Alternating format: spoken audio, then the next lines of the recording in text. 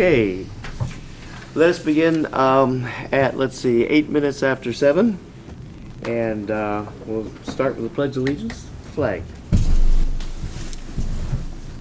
Allegiance to the flag of the United States of America, to the republic for which it stands, one nation, under God, indivisible, with liberty and justice for all. And let's see, we don't have a secretary either, do we? So we need a roll call. And we'll start with Wynn. Yep, Wynn Hilton. Janice Rosa. Fred Pearson. Jeff Goldoff. Stephanie Coster. Jessica Vasey Powell. You.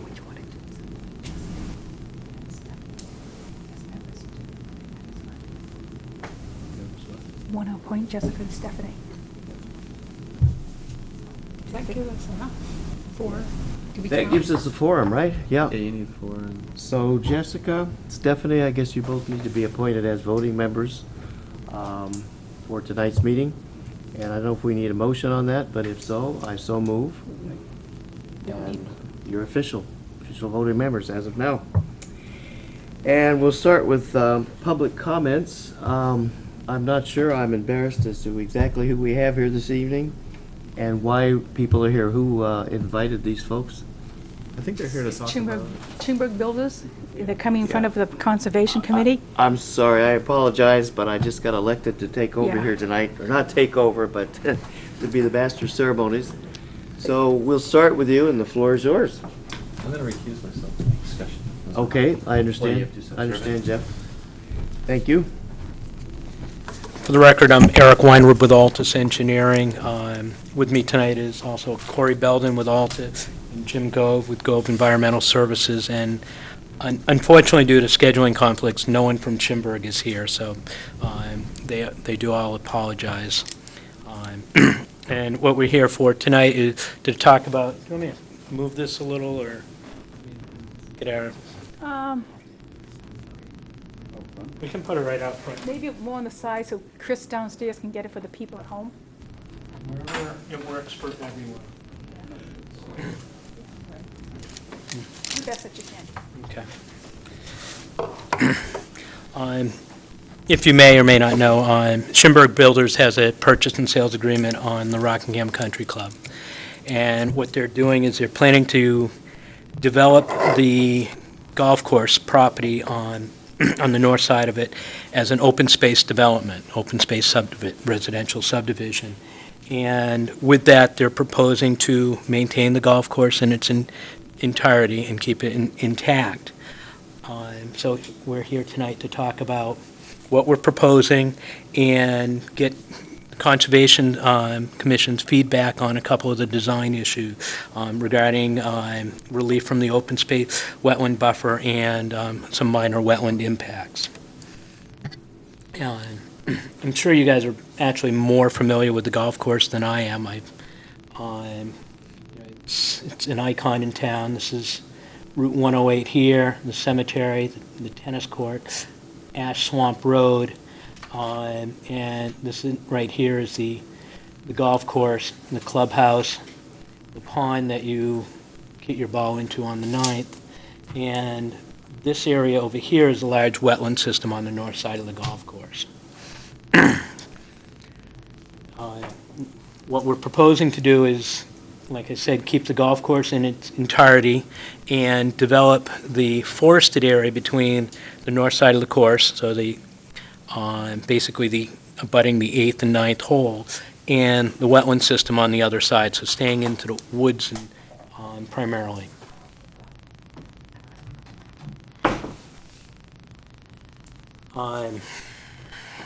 And what we've done is we've gone through an extensive preliminary design process. We have an existing conditions survey completed by Doucette Survey.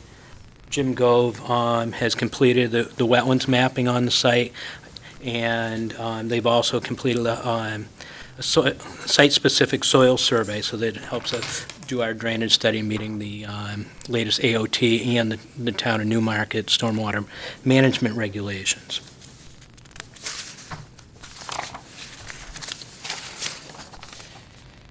The open space developments, this lot is It's 104 acres, plus or minus. It's in Zone M4, and open space developments are an allowed use in the M4 zoning district.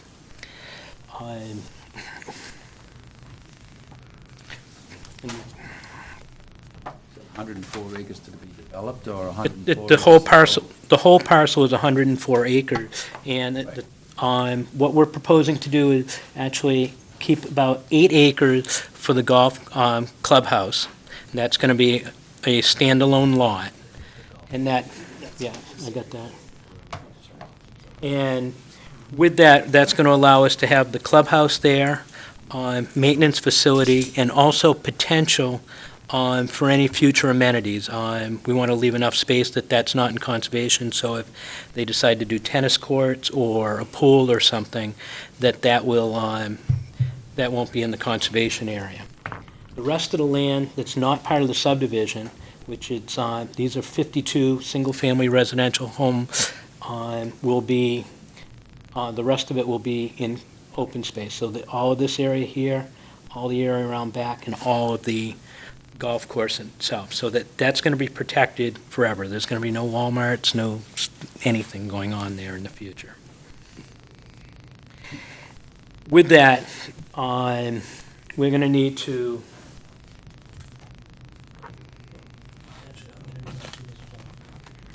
part of the open space subdivision requirements, you need to do a yield plan, and to show that how much you could develop on this property under normal circumstances. And what we came out with was 53 lots using just a conventional layout that would involve a major wetland fill to link to Lady Slipper going through a prime wetland, but it's part of the yield plan. It's nothing that we propose to do. It's just something that it's part of the open space development requirements. In addition, we followed the formula of taking steep slopes out, wetlands out, and coming up with your upland areas, and we could come up with 57 lots through the open space development. All we're proposing are 52. And going back to your question, of the 104, 105 acres, about 82 of them are going to go into conservation.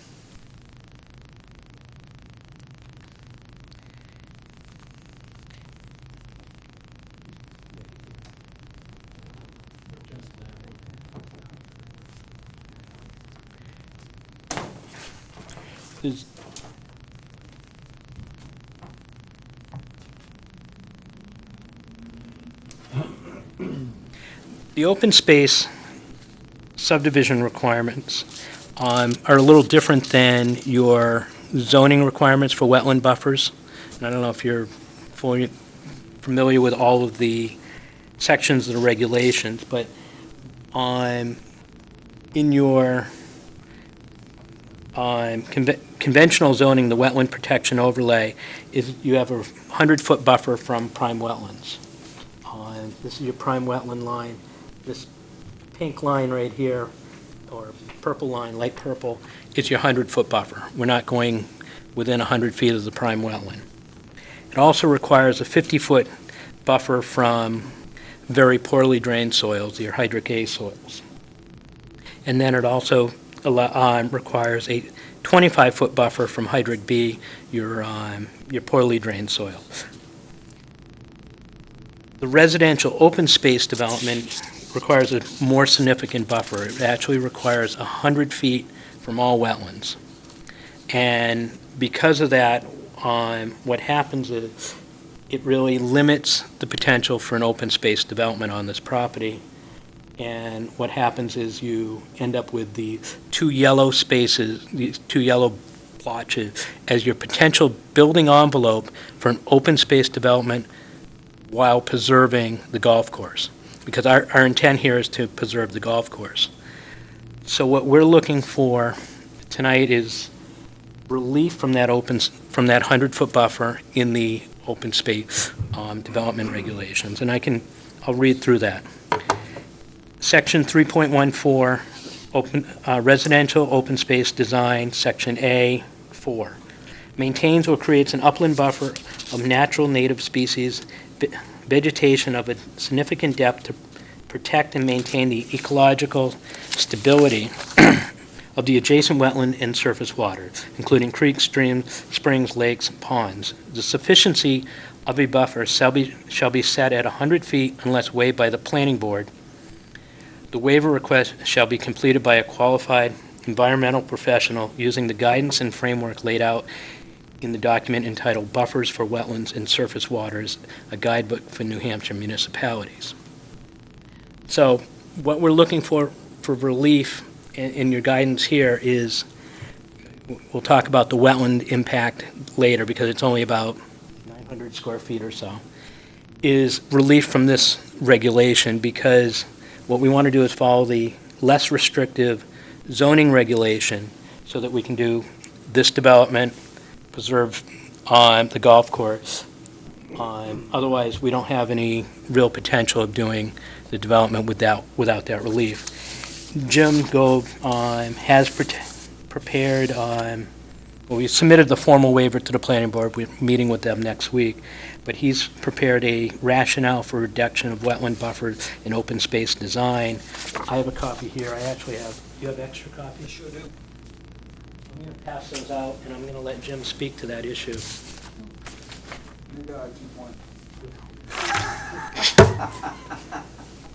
all yours, Jim, for the moment. Yeah, thanks.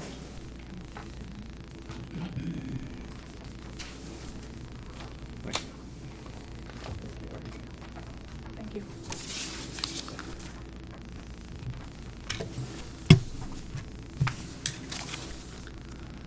Good evening. For the record, my name is Jim Gove, and I'm with Gove Environmental Services. One of the issues that comes up, especially when one is using the buffer book, is that they really don't give you. It's an older book. I mean, let's see. Can you grab that little folder for me right there? The original buffer book was, in fact, put out in November of 1995, and then it was revised a couple years after that. That's the original buffer book. The issue is that since that time, we've had a number of other potential ways of evaluating wetlands that include the highway methodology supplement. They include the New Hampshire method that's been updated now to the point where you can actually use it for individual wetlands, and a few other types of renditions in between. So the difficulty with addressing the buffer book is that it doesn't really give you good guidance about what to look for in terms of buffer reduction. It doesn't give you that basis, with the exception of actually just providing a range of possible buffers that you might consider for various areas.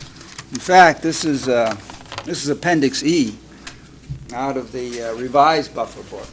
So it actually talks about the range of buffers that you might consider. Thanks, Jim.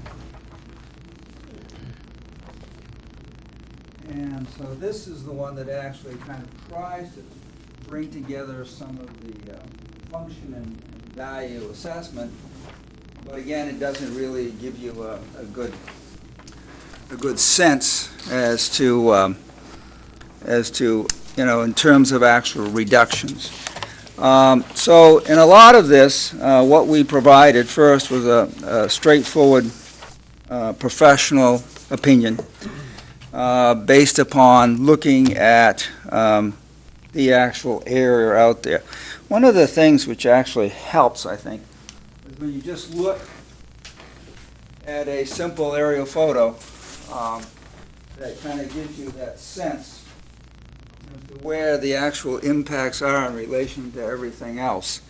And so I say this is a straightforward, simple aerial photo, and the actual areas we're talking about for the direct wetland impact. For the direct wetland impact are right here, which you can see are very close to the actual edge of the golf course itself.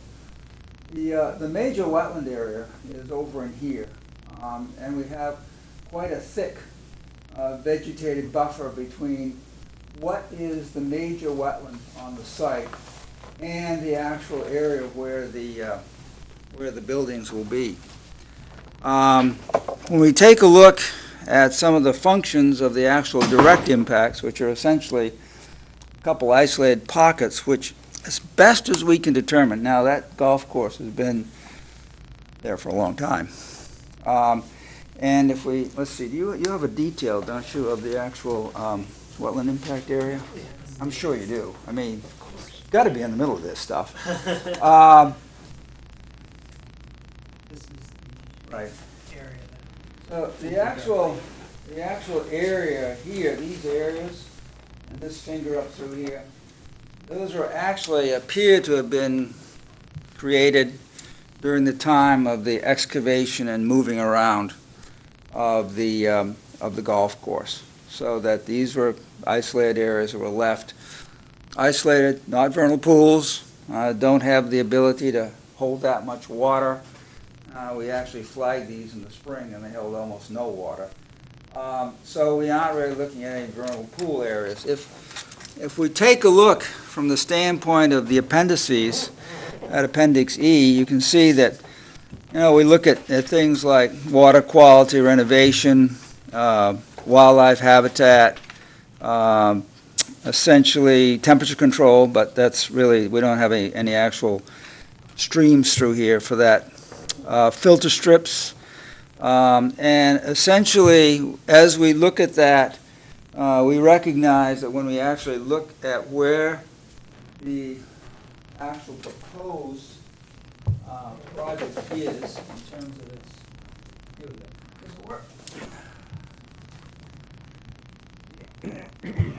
these lots, the impact is right here, but these lots through here are essentially going to have a nice buffer to the major wetland that's in this area here, even though there's a reduction from the 100 feet.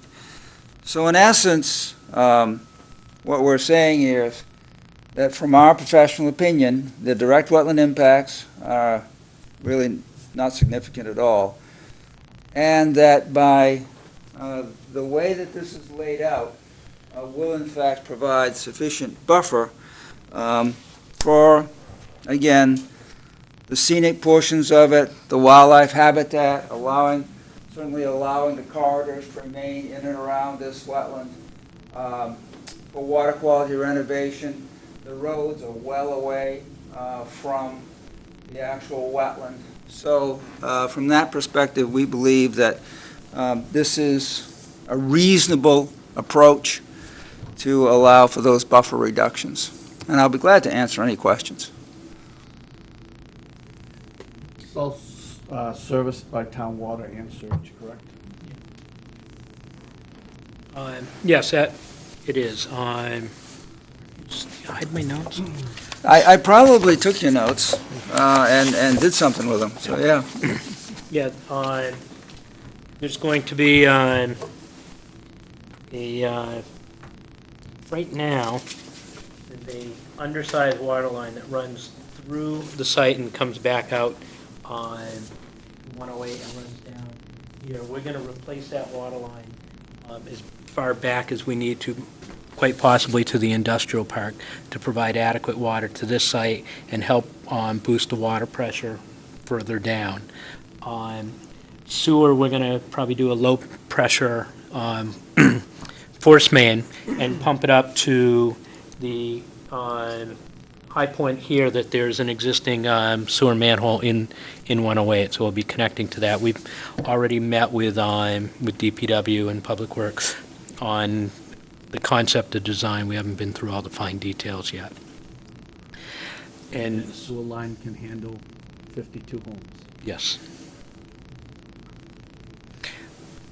And I just want to carry that to the next level, is talking about our our stormwater management design, we're asking for a waiver on the road width to go from 24 feet down to 22 feet, just to save on pavement, to save on future maintenance costs for the town, as well as that's what we consider is a low-impact design because it's just reducing pavement, reducing runoff.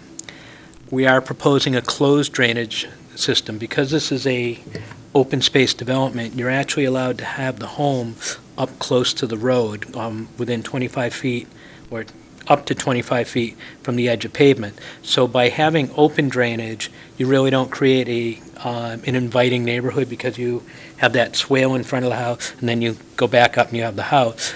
This way, we have the roadway, and then we have the green space right in front of the house, and then the house. So you actually create more of a neighborhood feel.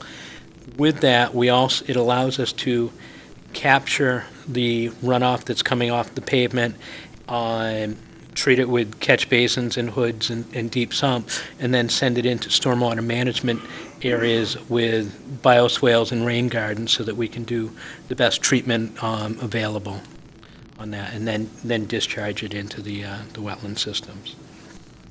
And that is a design approach that meets both the Newmarket stormwater ordinance as well as NHDES alteration of terrain design criteria. So I understand that the stormwater will be drained off into the wetlands, or?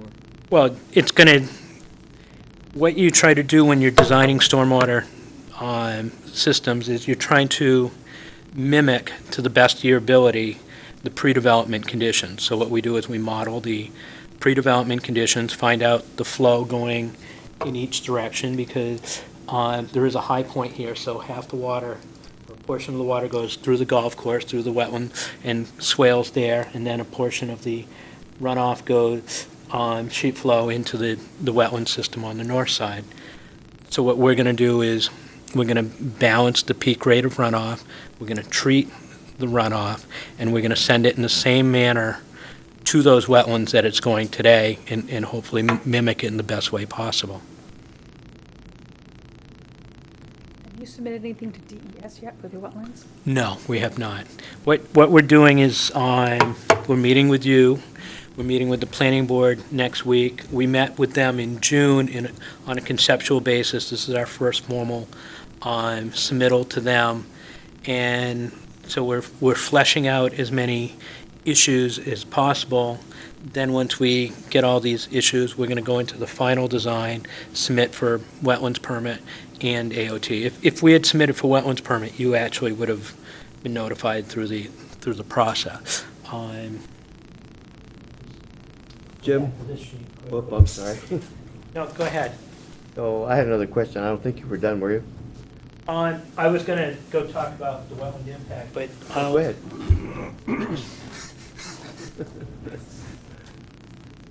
So what we've done is we've aligned the roadway in a manner to try to minimize wetland impacts. And what we did is we have two little wetlands that Jim spoke about earlier, and then potential for a little finger here, depending on our final grading that we get into. So the total wetland impact is 836 square feet. So it probably, when we're said and done, it might inch up to maybe 900, but it's a very small wetland impact, which is, I think, quite remarkable when you're talking about a development with 52 homes on it.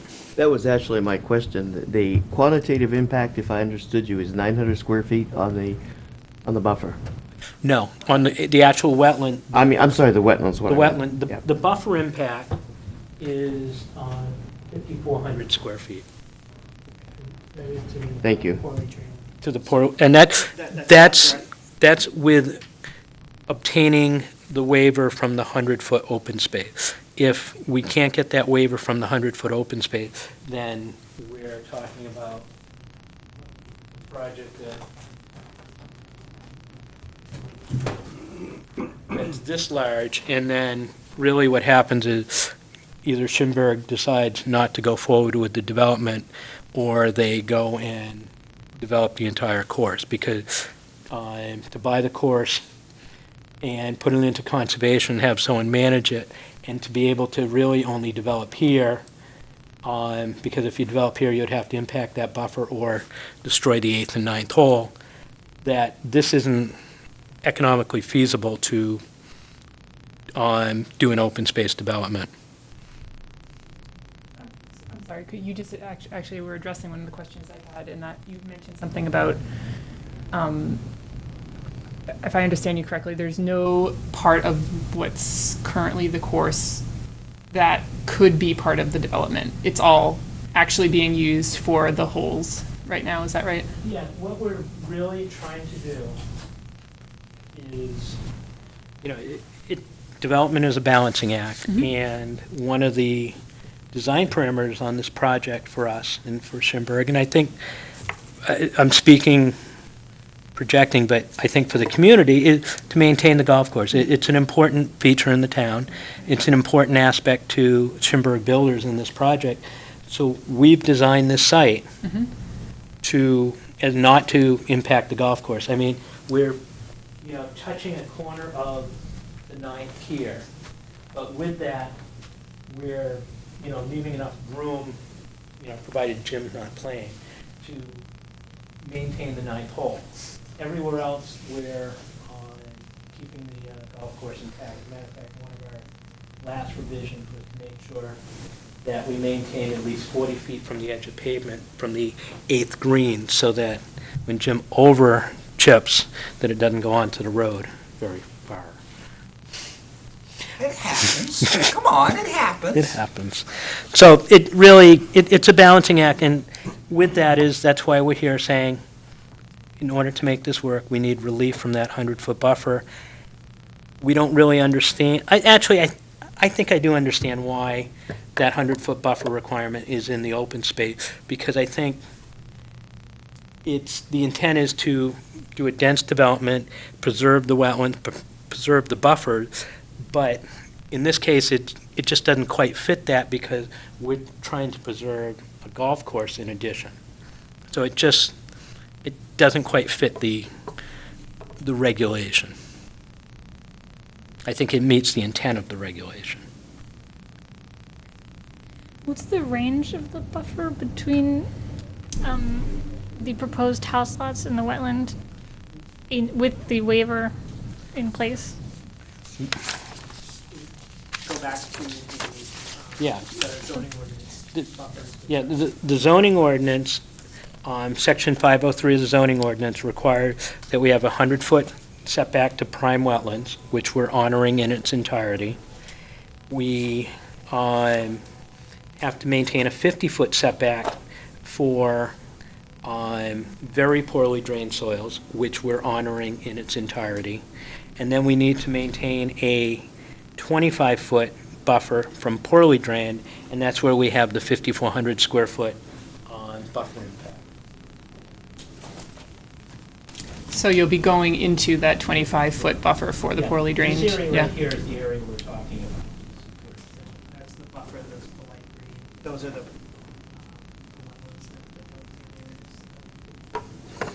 So where the houses are, it will be a minimum of 25 feet? Yes. So for reference, 25 feet is like half of the length of this, not even, it's like half the length of this room, I think. No, this room is probably not quite 25. It might be Right. about, Yeah, not probably quite about 20 to 20. Yeah. Yeah. I think one of the aspects of this is, of course, anytime you actually impact the wetland, you're obviously going to impact the buffer around it. And one of the elements, which I think is important. Excuse me. Sure. Could you speak into the microphone? We don't okay. have a recording section All right. tonight. She's going to have to right. take notes from whatever she can hear. Right. I think, oh goodness, she's going to have to try to, Yeah, I know. man, I don't know, I'll try to keep my Maine accent down, even though I grew up in New Hampshire. Anyway, the actual aspect of when you have a direct wetland impact, obviously you're going to impact the buffer that's to that wetland. And that's true in this case. There's some buffer impact on this ditch that was created right through here. If you could put up, if you could put up the actual plan The reason why we can actually provide and make sure that, in fact, we not only just have the actual buffers of 50 and 25 met, but the aspect of also putting the houses close to the front will all be an advantage to protection of the wetland areas in the back. The other thing is that by having the closed drainage in here as well, that also doesn't push the houses back. So there's many aspects of this which actually provide a lot of protection to the buffers with the reduction. So could you show us on the site plan where the prime wetlands are and where the Sure. other soils are? You want the This is the light Yeah. green are the prime Right. wetlands. Oh, the prime, okay. right, and getting up. Bring it over. Maybe I should. No, I meant the board. Oh, that's a good idea. I think you Bring can it bring this way. Walk this way, Anna. Corey. All right, yes. The actual we flagged out the edge of the jurisdiction wetlands, which is also the edge of the poorly drained soils. The very poorly drained soils are within that. In other words, they're actually 50 to 75 feet inside the actual wetland boundary. So that, in fact, what we have here, we have this green, which is the very poorly drained, and then the area outside in this orange is actually the poorly drained itself. So there's already a thick vegetated area before you even get to the poorly drained soils, and then you have the additional 25 feet on top of that. Sorry, I think you put, yeah. So, and what is going on in the forest that's on the south side that's going to be under conservation but is not being proposed for the development area? In other words, why is the development where it is, close to the wetlands, versus shifted to where that other forested section is along the top part of the site plan? Here? Yep. This area here? Yep.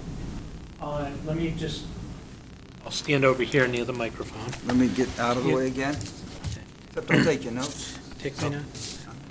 So let me actually go around. Is property line is Yep. 108, and then there's an out parcel here, and then we're up by the ballroom along Ash Swamp Road, and then we come down. This is our property line here.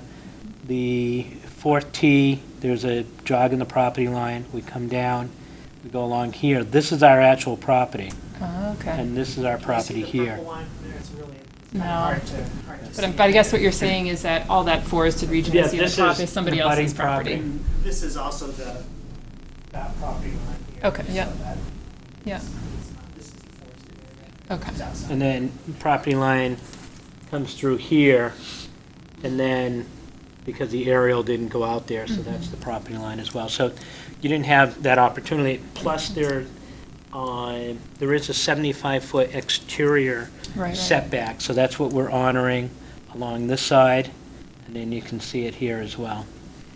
And where does, I mean, I know the area generally, but probably not as well as Jim, who's been out there in the wetlands.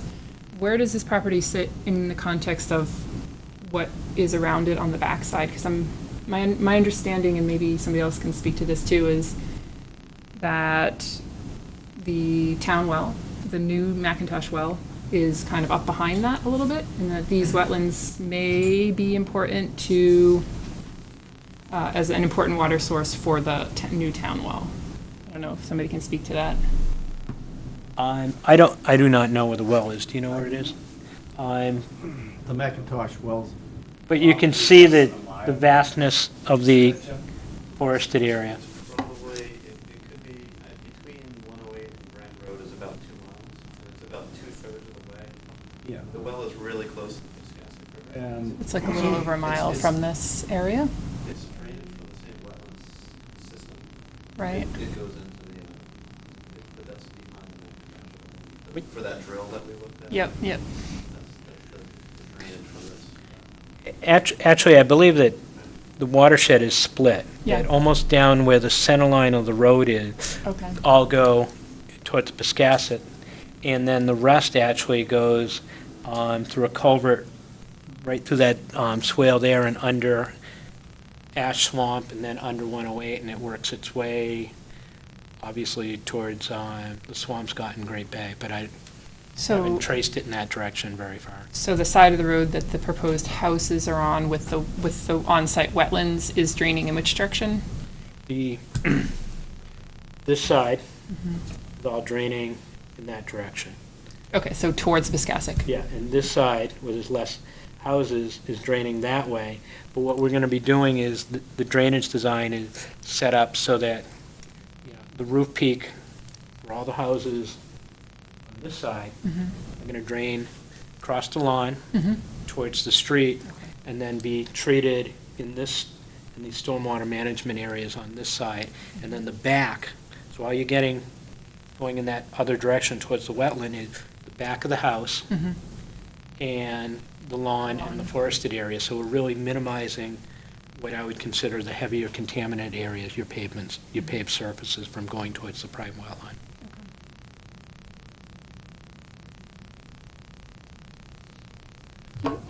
Anticipate, I mean, clearing the full lot to build houses, or would some forest area be left within the lot lines? Well, actually, some of the buffer goes into the lot on some of them. So obviously, those areas, you know, are retained and protected. I would think that based on the premise of what the Schimberg builders are looking at with the houses up close, that the back of the lots will stay a portion of it forested, and I would think that they would try to preserve a vegetated buffer between the lots as well. What are the Where sizes possible. of these lots in general? They are between, The average size is about 8,750 square feet. And is there a wide It's an variation acre on then? that figure? it's 5,600 to 17,000. And you got to remember that it's a conservation, open space development, so the houses are up close to the road, they're smaller homes, and that you don't have to worry about sewer, septic systems, and you don't have to worry about wells, so that what you're doing is you're actually creating more of a neighborhood type of a feeling instead of what I call, fragmenting the forest with your 1 and 2 acre parcels. So yeah, so that's what you just said for square footage is less than an acre, is that right? I'm trying to Yes. recall. Oh, 40 43,000. 43,000 is an 43,000, yes, I acre. thought. So this is considerable. Yeah, right, Yeah, right, right. they're small. They're tiny. Yep. I think one of my, concerns, there's a lot of house lots in 12 acres of land. And though the sewage is hooked up, fertilizers, dog waste, and everything else isn't hooked up to the house. Something to think about when we make a decision or a recommendation. Is there going to be a Ash homeowners swamp. association associated with it? I believe so, yeah. I mean, is that something that the Conservation Commission could recommend that they would like to see the homeowners association have a rule concerning pesticides and fertilizers, for instance, on Oh. lawn care? Yeah, I mean, that's a reasonable request. Even if they don't, there can be some sort of deed restriction limiting the fertilizers that are used on it. I think it's something we would recommend planning board draft. Yeah, What- I'm writing it down. That's a good idea. What we do like to be able to have the flexibility with is actually being able to apply fertilizers when you're establishing turf, so that you can get the grass to grow quickly, so you don't have erosion issues, and then once it's in place, you don't continue with it. But again, we could talk about, there's certain kinds of fertilizers that Yeah. are more friendly than others. Absolutely. Do you have any idea what the, say, average cost of one of those homes is going to be? You know, at the preliminary meeting, Eric had presented that to the planning board, and I didn't retain that. We can easily Part get of the that. population that is this development slated to be taken by?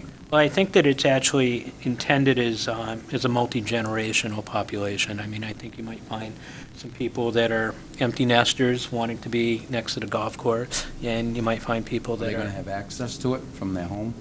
I would think that I have, that easement language hasn't been worked out yet, but I would think that that's something that's, if I were buying there, and if I were trying to sell homes there, I think that that would be all amenities that you're trying to make happen with the project, but that easement language hasn't been developed yet, but... You have an idea on average size of the home, 1,000 square feet, 1,200 square foot? There's, what he's Single talking about family is the homes. smaller bungalows that he's been doing lately, like, Style home, what's that? craftsman Yeah, the style. craftsman-style homes. So can you tell us how many square feet of asphalt and roof you're looking at? I don't, do you have a, They gave us a couple building footprints that we were looking at, making sure that they fit onto each of the lots. If I recall, they were around 40 by 30 building footprints. Some of them were a and little that bit included the bigger, garage because areas it's and the so garage. forth? They have some that, the garage would be underneath the house, so you wouldn't have it separated. The ones that, where the garage was separate from the house, or, on the side of the house, then it was a little bit larger. It's safe to say 1,200 foot average. that's probably your average, and then you're going to put You're in going to have 52 driveways and 52 driveways that are only... about, what, a mile of road? Half a mile of road? It's about 3,600 feet of road, so a little more than a half mile. And you got to remember that because they're small lots, instead of a 50-foot, 75-foot long driveway, we're talking about 25 to 30-foot long driveways. So it's actually, it's reduction in a lot of the impervious there. So do you have a total impervious, sounds like you don't have a total impervious count No, at this we point. haven't. Is that just because you're not far enough along in the design process? We're at a point that we can do that, but what we wanted to do is get through tonight, get through the planning board before we start finalizing those drainage calculations, and wanted to make sure everyone was comfortable with it, with design. Instead of designing 3 times and no one happy, we wanted to get everyone's feedback before we finalized it. Basic impression, though, I know there's a figure of, if an area has more than 10% impervious surfaces, then the quality of water and so forth in the area starts to severely degrade. It doesn't look like this is going to be more than 10%. Is that? If you're looking at this 105-acre parcel, we're it's still in the 2 to 3% probably impervious. Can you comment on what's going on in the wetland? What type of wetlands they actually are? What kind of, have you done any kind of a species survey? What you've seen in there? Well, in essence, oh boy, let's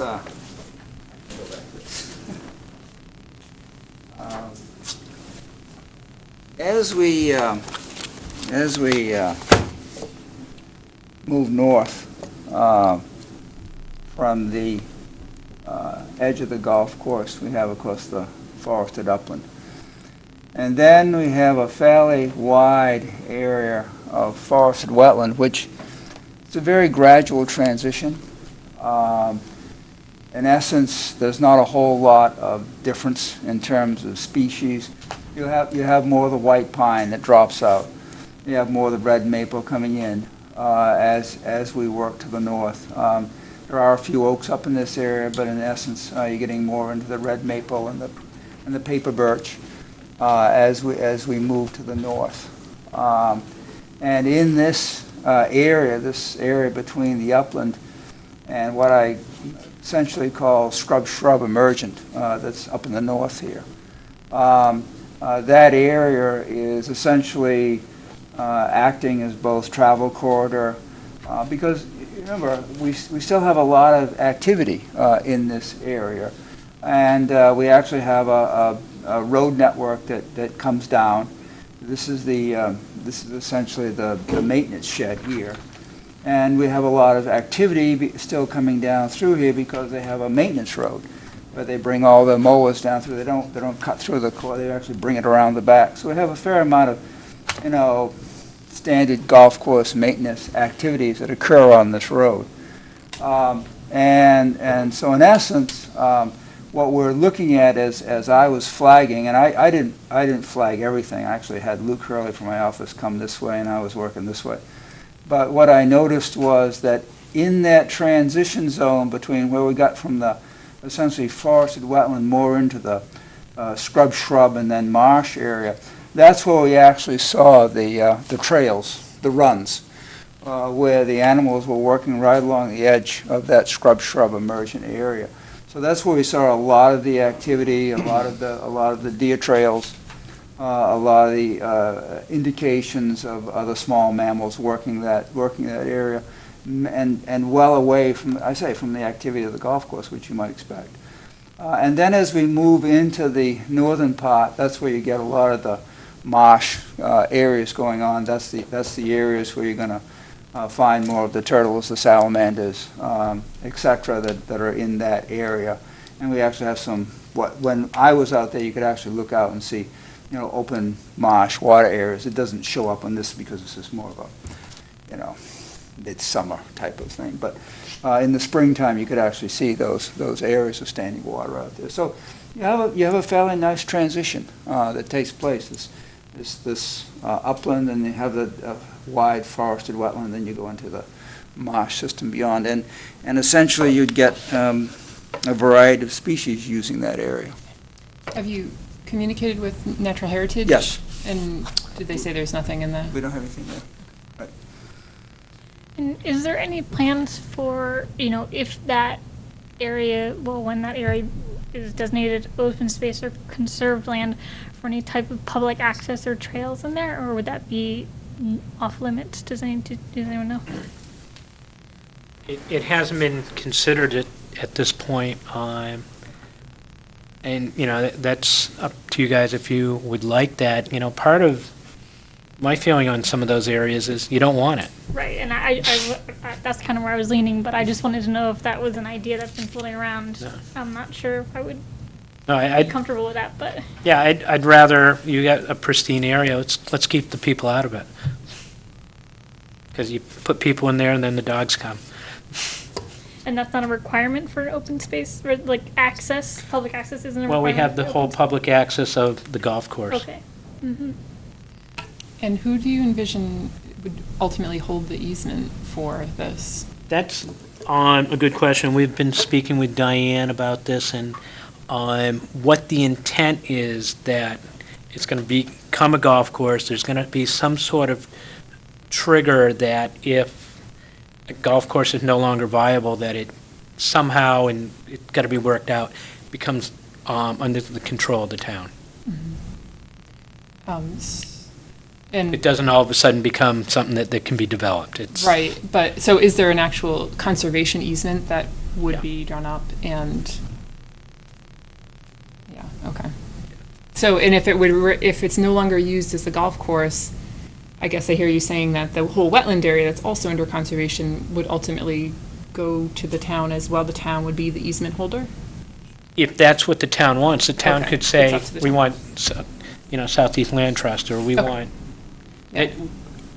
We're completely open to that, and I think that's got to be an active dialogue Sure. on figuring out the best way to do it, because, something may sound really good in conversation, but there could be something that causes a glitch with that. Right, right. Do you have the volume calculations for the isolated areas that you're talking about filling? The volume, or the square footage, or? Yeah, the cubic footage. The cubic footage, no, because they're very, very shallow impact These areas. areas here. Yeah. So it's I mean, it doesn't matter if you're filling it I was gonna this say, much. there's not a lot more than 6 inches Yeah. of difference between the upland and the wetland. Yeah. Okay. We don't, these are not pools. So, yeah, that's my question. I was going to Yeah, ask you a these couple are more not questions. there. pools. These are not areas.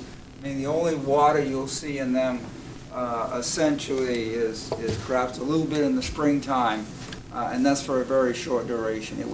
They absolutely do not have enough water. I mean, we're literally talking 6 inches. Was that, It would not have enough water, and as far as the flood storage potential, it's like zero. So, did you see them, when did you go out and look at them? Springtime. This spring or Yep. previous spring? Okay. yeah, this spring. Yeah, this was a pretty good spring. Yeah, right. Yeah. You did see some white eggs in there, but they had dimples on them. They're old golf balls. Oh. Okay. That's like the oysters you have over there in Great Bay, right next to the Wentworth Golf Course. Yeah, those Exactly. white oysters with the dimples on them. Yeah, right. Yeah. It's a main What area. is the slope like of the buffer? Yeah, other places. What is the slope, what are the slopes like between where the road is proposed and the wetland? It's pretty gentle. Yeah. Yeah, it's like I can't believe it's at max it might be 2%, and that would be in Yeah. the steepest portions. It's a pretty gentle, flat transition. Yeah. I have another question. Go ahead. I have Keep a lot of going. questions. You're on the roll. Would it be an option to have boundary markers put in at the back edge of the house lots where, at the point where the buffer that is remaining undisturbed is going to be located? When we're not doing development, we actually work for a couple different towns as the planning board engineer. Yep. And I highly recommend those because what we talk about here gets on the plan and gets out there, Right. but when someone sees that plaque in their backyard, they actually do remember, it's like, oh, I'm not supposed to go beyond there. So I think that those are great ideas. Okay.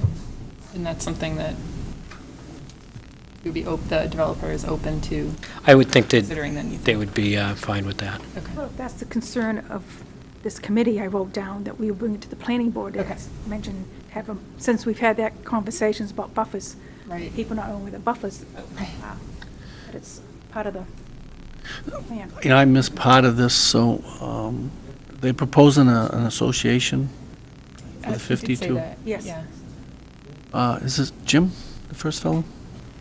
No. Oh, the other fellow. Oh, Eric. Eric. Yes, I'm sorry. I'm sorry, I was late and I apologize. But have you mentioned a homeowners association? I believe that there's, And will they have similar rules to like when you have a condo association where it's approved by the Attorney General? I'm not 100% sure on that, whether it's just going to be fee simple or if there is a homeowners association. That's something that can be worked out, but I think there may be. Okay. I'm just not. I mean, we can ask for regulations to be put into that at the same time, I think would be wise. You know, we're talking about a real sensitive area. I mean, Ash Swamp Road is because it goes through Ash Swamp. And wildlife is, abundant, all Yeah. kinds. We're talking about putting turtle crossing signs up on the road for that reason.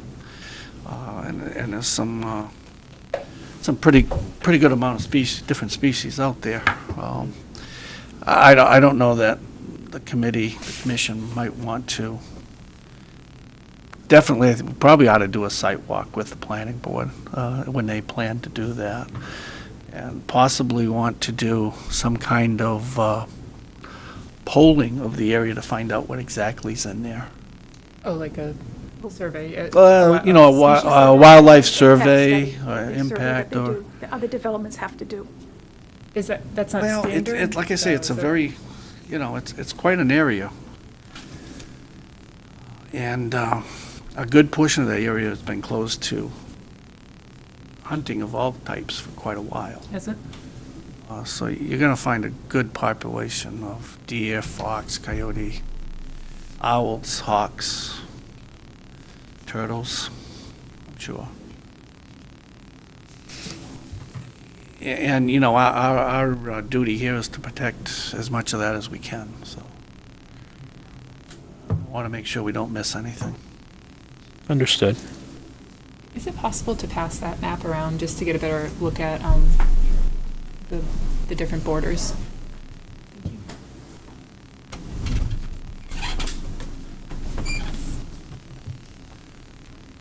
So tonight, are you looking for a letter? Final approval's fine. Final approval. Yeah, and just consider the dredge and fill in front of you.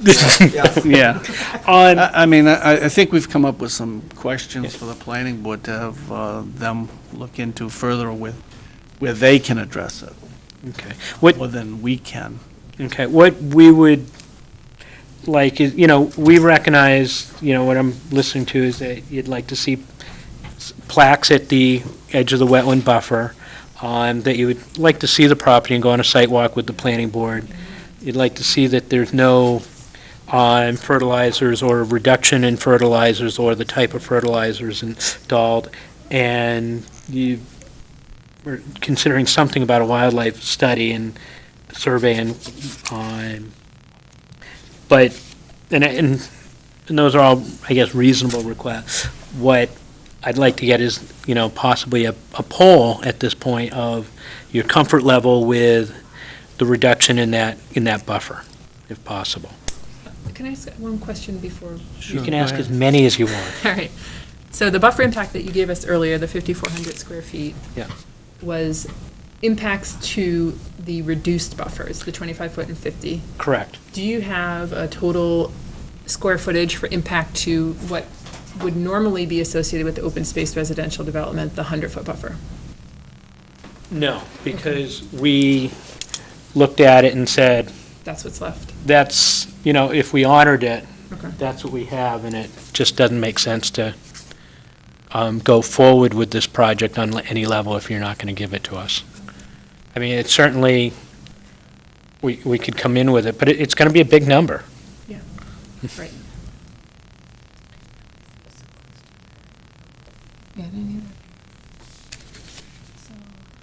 So the wishes of the commission are to,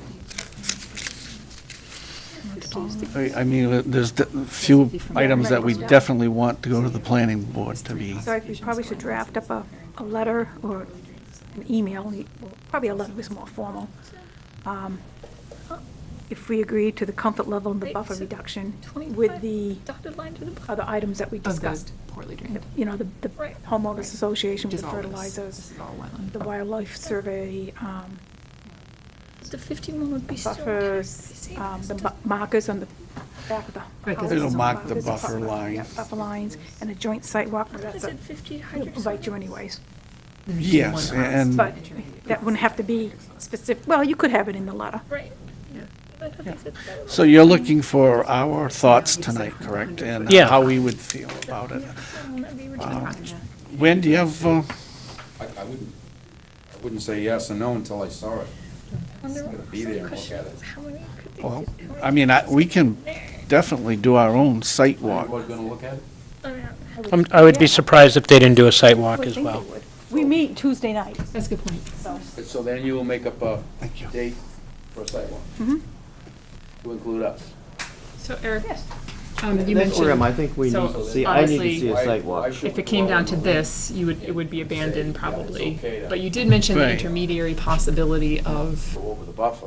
depending on what the community wants, in I couldn't Chinburg, support it. developing the golf course. So let's say after we do the joint, do the site Sorry. walk. So there's sort of like this, what you presented tonight is your first goal. Last goal is 100-foot buffer everywhere, because that means you can't do this project. if we have the 100-foot buffer, then Yeah. all bets are off. But you mentioned an intermediate option, which may not be palatable, but let's just talk about it for right now, and that would be developing the actual golf course. I don't think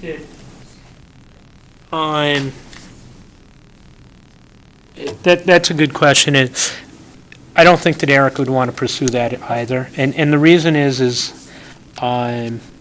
actually Eric and I went to college together, but he's at a point in his career where he doesn't there's developers who are in it for the fight, Yeah, yeah, and then there's developers who want to build something and move forward. right, right. Eric's in it to move forward. If he's going to get the resistance in the fight, and it's not a threat, it's just how Sure. we've talked, he said it at the planning board meeting, Yeah.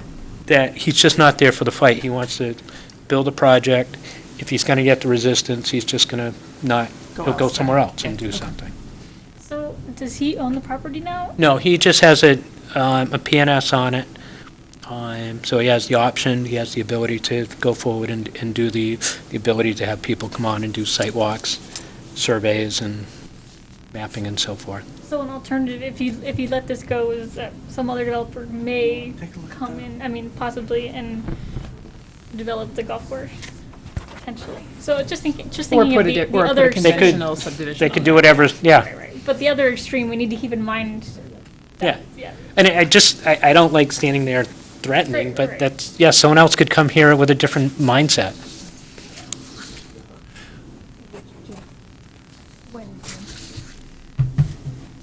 So what I heard, Bruce, from Mr. Hilton, Mr. Pearson, and yourself, maybe didn't hear their input, was that they would like to go on the site walk before they made a decision, because they want to see the Correct. property I before think they make a that's- decision. I think that's with everybody, right? Yeah, I think that's reasonable. I mean, I think, and I could wanna say make that sure in I principle, have it. you know, the idea of having the open space is, you know, preferable to the conventional, and that's great. But yeah, I would feel more comfortable after seeing it. The lots are very tiny with a lot of homes on them, and there's a couple of areas where the wetlands, without the changing, of the buffer acceptance, it really impacts a few of those lots, just going through them. I mean, Impacting meaning. well, making if what's we usable don't, in the lot small, there's or- no way to build on these lots if we don't approve Oh, I this see. buffer. Right. And if we don't approve the buffer, I'm thinking 52 lots are the break-even point. Well, I'm sure he's going to make money. Break-even point be. I would hope that it's Ah. less than the 52, that it's not Well, I'm hoping doing it for that 52nd lot. Well, my But I'm thought sure is he wants it'd those be lots. acceptable to have less lots there. I'm sure he wants 52 if he can get 52. Well, I'm sure. I mean, but Are there, a I lot of guess- those lots are real marginal. Yeah, and what we've actually done in our planning board submission, and we could show you at another point, is we've actually placed all the houses on there, and they do really fit. They're not, yeah, we're not dealing with 2-acre lots where the house is in the middle and you have all this area in between it. They're snug. We have worked with snug lots on Ash Swamp Road, the latest one, but they're not that snug.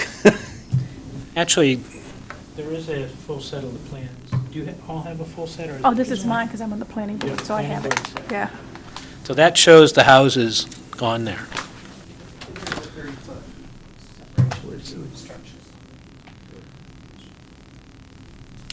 Yeah, these, let's see what the wetlands.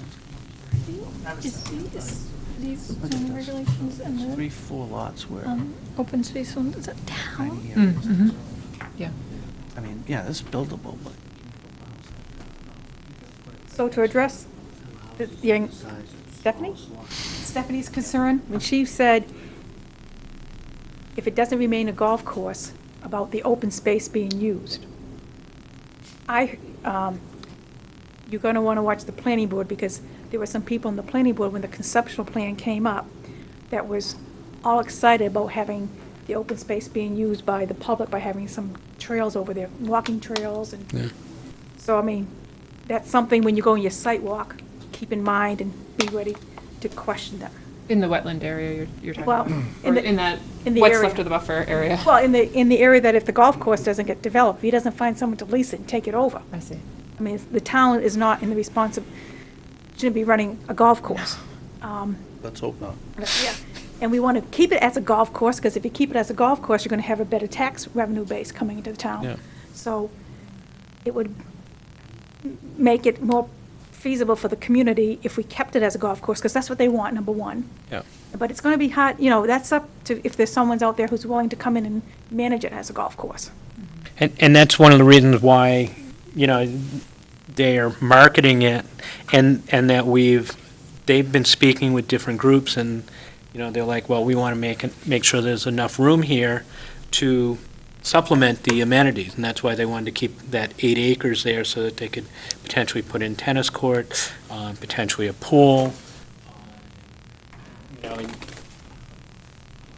I know that they've talked to a couple different, but I don't know what the interest level is and who they are at this point. But certainly, I think it would be great to keep the golf course and to be able to supplement it with some additional amenities. Because it's a great spot in town.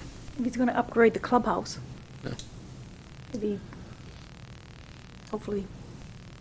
Anyone out there is willing to lease a golf course and manage one, please contact the Chimberg Builders. Any of those golfers out there, get 10 of you together. Maybe 15. 15. Okay. But if you want, Bruce, what I heard was you're not going to want to make a decision until we do a site walk. Okay? And we had some of the concerns, and some of those concerns I would just bring forward to the planning board, even though we're not making a decision, but they were concerns that I heard tonight. Yeah, we can even put together a letter to send to the planning board to formalize the concerns, if that's helpful, I think. And maybe we would do that after the I sidewalk, think that's though. what Janice's Yeah, that's what job I'm going is to bring. here. Okay, I'm so going to you're, bring them. you're comfortable. I mean, Yeah. that's, Them with that she's the planning board information. rep. Oh, so, certainly, yeah, but sometimes I know um, you like to have the backup in hand, so to speak. Well, it is nice to have backup in hand from the Conservation Committee. Yeah, and that way it goes on the record, and All right. I'm not saying it has to happen, and it probably wouldn't happen until after the sidewalk anyways. Well, I think it'd be nice if we just said what we did tonight in a little letter. Your to preliminary them. assessment, but Okay. you'll make your final assessment following a site walk. Sure. Do you want to draft something up and Yeah, I can email do it that, and then send to it to me? I everybody. can print it, and I'll just keep checking my emails in the next couple of days, really close. We meet When on is your meeting? Tuesday. It's Tuesday? Tuesday. Tuesday. Yeah. Okay, No rush. no rush. Tuesday. Do they have a- Janice, would, approach the since state? Drew's not here and I am, okay to We've already show up talked at the to meeting for- DOT. They're in Maybe support of the location. We've done a traffic study on, just to make it easy. and that we're just going to need to do a deceleration Must lane show up. southbound, and then a bypass lane in the northbound, but no No. signal or anything. So, Eric, if that works That would- with that- you, I know it's not exactly what you wanted this evening, but It's a step in it's- the right It's a very direction. important and- area, and I don't want to rush into any decisions. And I don't want to be misunderstood if we say the wrong thing here tonight. I think that's and fair. put you at a disadvantage later on. Yep. Okay? Let's look at this really good and carefully. Would we be able to get a copy of whatever Absolutely. letter? Do you want to give me an email address or card? Yep. And just to make sure I have You're gonna- the big concerns right now, I know that you spoke about like the lawn care and. Lawn care is Yeah. is I got one. lawn care from you.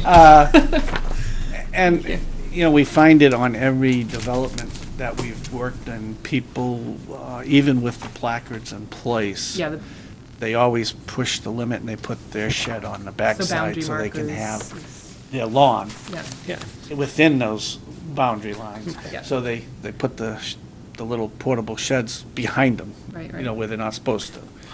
Maybe we And normally it doesn't, you know, I don't go around looking for things like that, and I don't know that anybody does. Maybe if we talk about the homeowners association, we could request that they Yeah. check for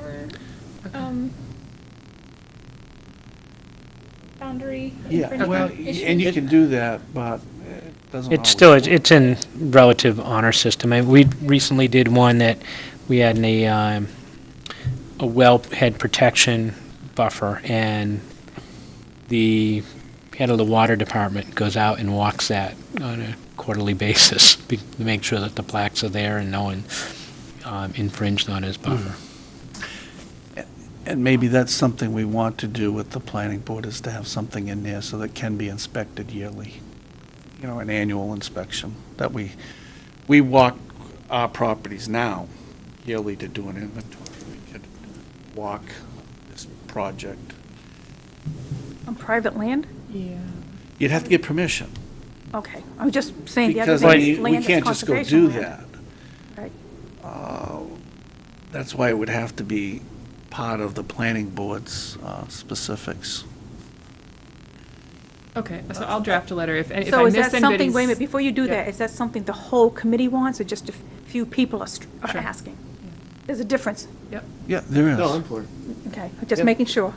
Well, I mean, we're No, here I'm now. only saying that because I've been on committees where one person says it, the whole committee doesn't agree. Yeah, maybe everybody thinks I'm full of it here, so let me Okay. know. No, we're just making sure.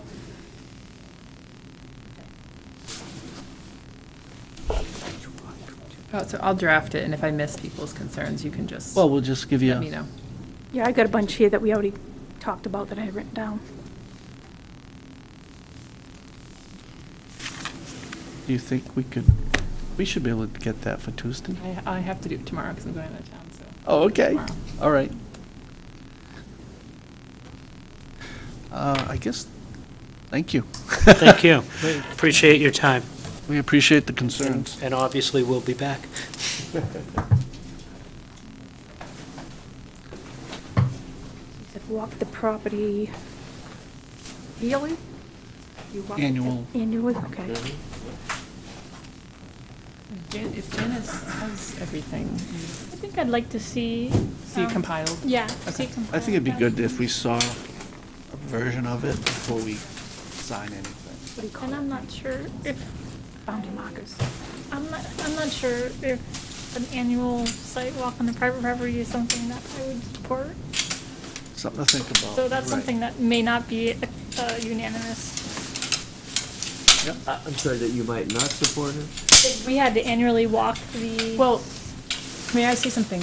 If there's going to be an easement for the property, for the wetland portions at least, you would typically do an annual monitoring of the easement land, and that's when you would see that there was The encroachment. infractions, you'd see. Well, except that the buffer extends onto the private lots would be the only, And the easement, I mean, but wouldn't you that. would be able to see it from there. Folks, good night. Good night, thank you. Thank you. And then wouldn't that cover the golf, isn't the golf course the most? Would be part of the easement. Big, I mean, the big part Yeah. of the easement? But They're what not would happen separating it. is, no, They're no, not yeah, no, subdividing I it. totally agree. Yeah. But what would happen is you would be doing your annual monitoring on the easement. You would have to look onto the private property to see that they had encroached into the buffer on their private property. Do you know what I mean? Which is perfectly, people do that all the time from roads and comment on that situation. I don't want to be in a position we have to walk on the property. Right. Right, that's what Yeah. that's what I. That's been brought up before, and we've stopped right there. Right, Because right. it's not going to happen, but if you write it into the planning board's, what do they call that, acceptance? Conditions? Conditions. Special permits. Conditions of acceptance, then it's legal and they know on whatever date you're gonna walk that land.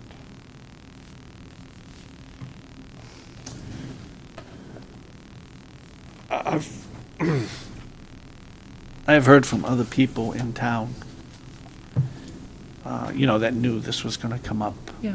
And their concerns were, ash swamp, so, I mean, it's just not, the seven of us that are concerned about it, it's a lot of other people in town, too.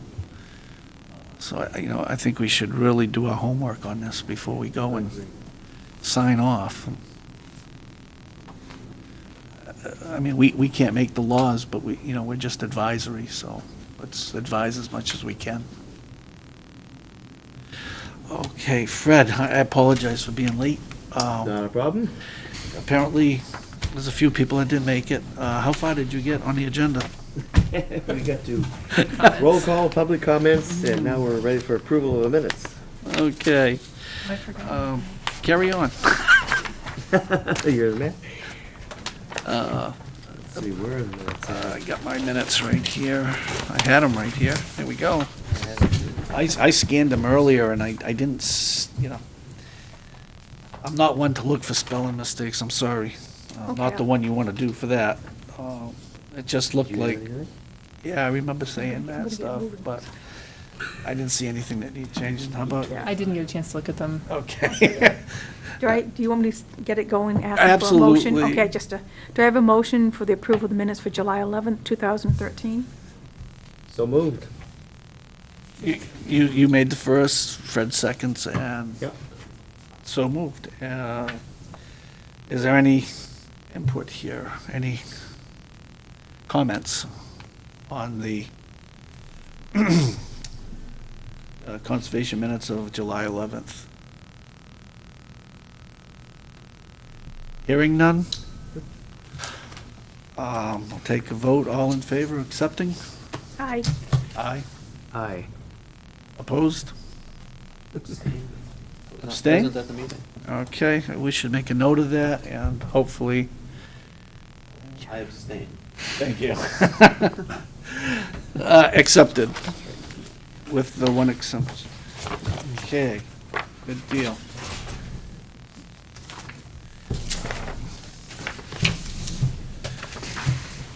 Treasurer's report. Do you have anything, Jeff? Are there any questions on it in this month? Did you pass it out already? Because I didn't get one. It's not right there, I can go grab you one. I'll get. Are there any questions on the report itself? Do a nice job on it. I think so. They I- do. No- Carol no does. comment, I think it's just great. Carol does an excellent job. Which he does do a nice job. Thank you, Yes. Carol. I don't know to what extent Drew went over some information I passed on to him last month. He mentioned that the account numbers were changing, and then he said, we'll wait for Jeff next month. Okay. Yeah, exactly. So they're gonna change the account numbers themselves, quite a bit. The account names are pretty much the same. It's like a one-to-one. I can send out the new numbers to everyone if they want to see them, but I thought the change was actually gonna be, visible on this month's report with the new year, I believe. This is the first of the new year. That's why our current year expenditures are back to zero of the budget. But I don't see the changes. So I guess they're still on their way.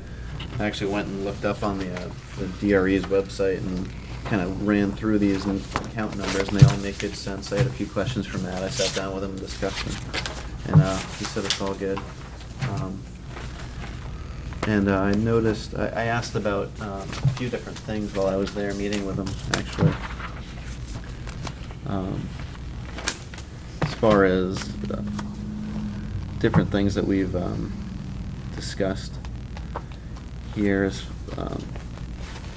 such as, selling, us actually selling goods, and can we make profits and things like that, and I guess we can. So, we can make profits. Since you could do like a fundraiser, so to speak.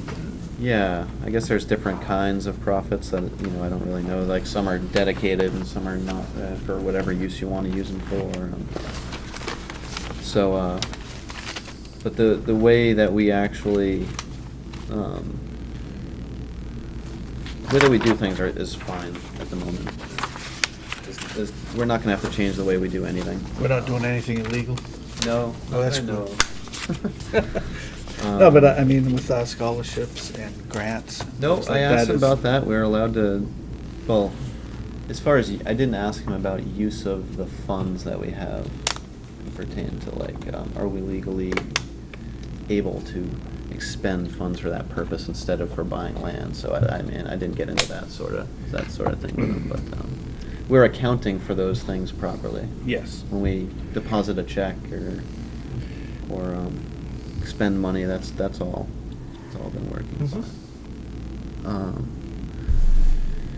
He was a little concerned about the money that the state gave us, as to how that needs to be appropriated, whether we can spend that money on anything we want, or we have to spend that money specifically on monitoring properties, because that's kind of why we were given it. So he wanted to see the letter. I passed the letter on to him, actually just a couple of days ago. I haven't heard back from him. That was a one-time grant, though, wasn't it? We got one last year, too. Yeah. Yeah, it's LCHIP. When they have the money, they give portions out. Yeah. But if they don't have money, you don't get it. That's Well, we have monitoring that we pay for every year, so this should be covered. Some of it, yeah. Yeah. Okay. The other question I saw the Shanda fund was still in there, and I kind of asked him some questions about that, about how that fund works, and he says once it's zeroed out, it actually goes away on its own.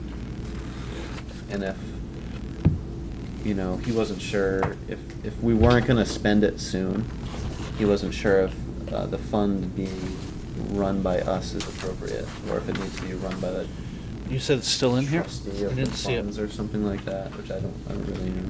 I don't always see it, that's kind of why I Okay. asked. I see that. It's on the page 1 of the general ledger. Oh, yeah, $764. So, Didn't we vote? We've been trying to empty Yeah, that we out voted for the something last to 2 move it. years. I don't think we can until it gets It spent. has to be spent But on we the. can't transfer it? No. where did the money come from? That money came from donations from the Masons, statewide, actually, beyond the state, for Richard Shander Park. For the maintenance of the park. Well, it did, it went a long way. And that's why the picnic tables and benches, that kind of upgrade, been taken care of. We've been trying to zero it out for a long time. Right, and so he seemed to suggest he would have to look into what type of, if it's a trust, or what type of fund it really Well, is. If it's a later trust- on, we have some info here that'll zero it out. Okay. It may Because if not we're- be an issue. If we don't spend it soon, he said the trustee of the trust funds. Right. Would should- wanna should take be- should be- over, yeah. Should be the person that's actually in charge of it. I have Said some he's not worried about it right now. ideas that we can come up here with a little later here. Okay, excellent. And I think that's it. Since it goes in the treasury, you want me to report on the rain barrels and so forth, because we've sold. It's a good time. Okay, the time before last, I guess I kept the money, I guess, because you weren't here, I couldn't give it to you, but the last time, there was $236 that we had sold. And this time, since our last meeting, there's $245. At this point, we've sold pretty much everything except 5 rain barrels remaining in inventory, 5 composters, and I think there are half a dozen turners that are left. And it's been a fairly active market in the last, think so. month and a half, 2 months, actually.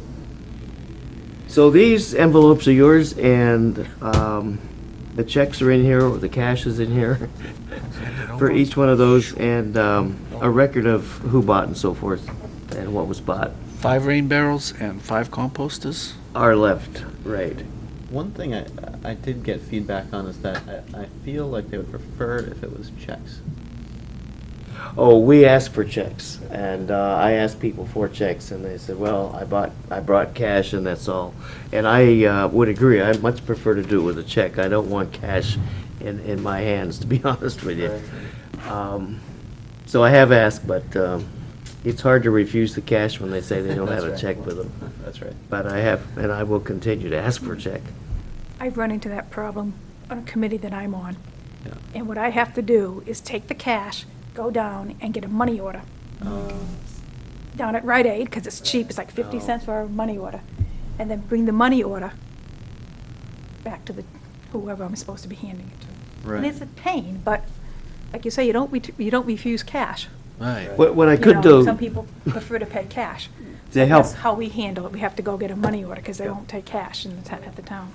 They want the check. So we found it was just easy to go down there and do it that way. And then we keep our records keeping of it. what I could do is ask by telephone, because at this point, most people call before they come Yeah. and say, we would very much prefer a check. Right. Yeah. Definitely. So we could probably influence that. I'm glad you Okay. brought that up, because I feel uncomfortable, as I say, with cash. Excellent. That's great. Are they mostly still going to people in Durham? We, as you know, put a representative of each one of those in the Durham, and there was a strong response to that. But 2 or 3, I think 3 were from Newmarket this past time, so they're not exclusively Durham, which I feel good about. I'm not against Durham, but No, I spoke to one of the town councilors that I speak to about once a month, and he was thankful. He sees it in the town hall. Mhm. It's like, excellent. Great, He great. supports it. That's Good. good. And Jen over there has been really exemplary in trying to help us. She's kind of the town, she's sort of the Kathy, if you will, Yep. of Durham. And she's been very cooperative with everything. I mean, they are in the entrance and they're either side of the entry door, which is a luxury we don't have here because of the space and the fire code and so forth. Right. Okay. Everybody happy with Treasury report? We'll move on to committee and subcommittees reports. Planning Board. I think the last time, I think I mentioned that the Chimberg project was approved up on Springs, behind the library. Yes. Yes, that was okay. Yep. What's coming up is something new that on Tuesday night, besides the golf course, the merging thing is not a big deal for us, but the Rockingham Junction, there's a public hearing for an application for a site plan at the intersection of Old Route 108 and Ash Swamp Road. Tax map R3, Lot 13A, B1 zone. The proposal is to renovate the existing train depot to allow for a one-bedroom apartment and a 20-seat bar and lounge. Oh, Wow. I was going to say, I thought we did the one-bedroom apartment a couple of years ago. And then everything sat in lingo with the, Right, is it the same owner? that I don't, that's all I have. No owner's name? That's all I have. Okay.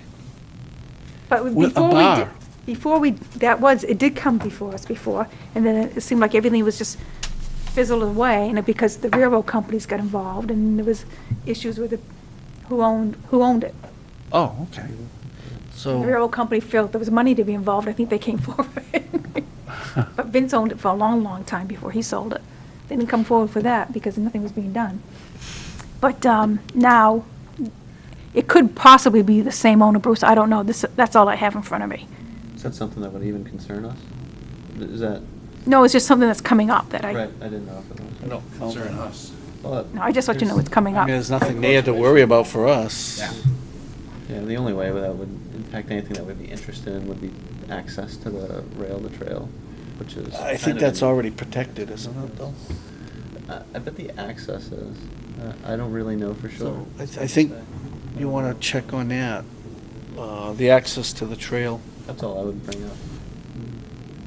People park there. I don't know if they even park where they're allowed to. That's town property because that's an old road.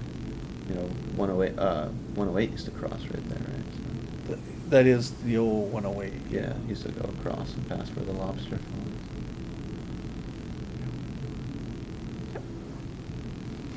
is. Okay. We don't have the town council tonight, so dam committee or dam, nothing Something to going talk on? about, but it's coming up later, so. It's I'll wait. coming up later. It's on old or new business. Okay. Okay, let's, I didn't know Drew wasn't going to be here tonight, so I don't have any of his notes as far as the chairman's report. He does have a note here that the encroachment resolution is taken care of at Heron Point, which is a good thing to get that done and out of the way.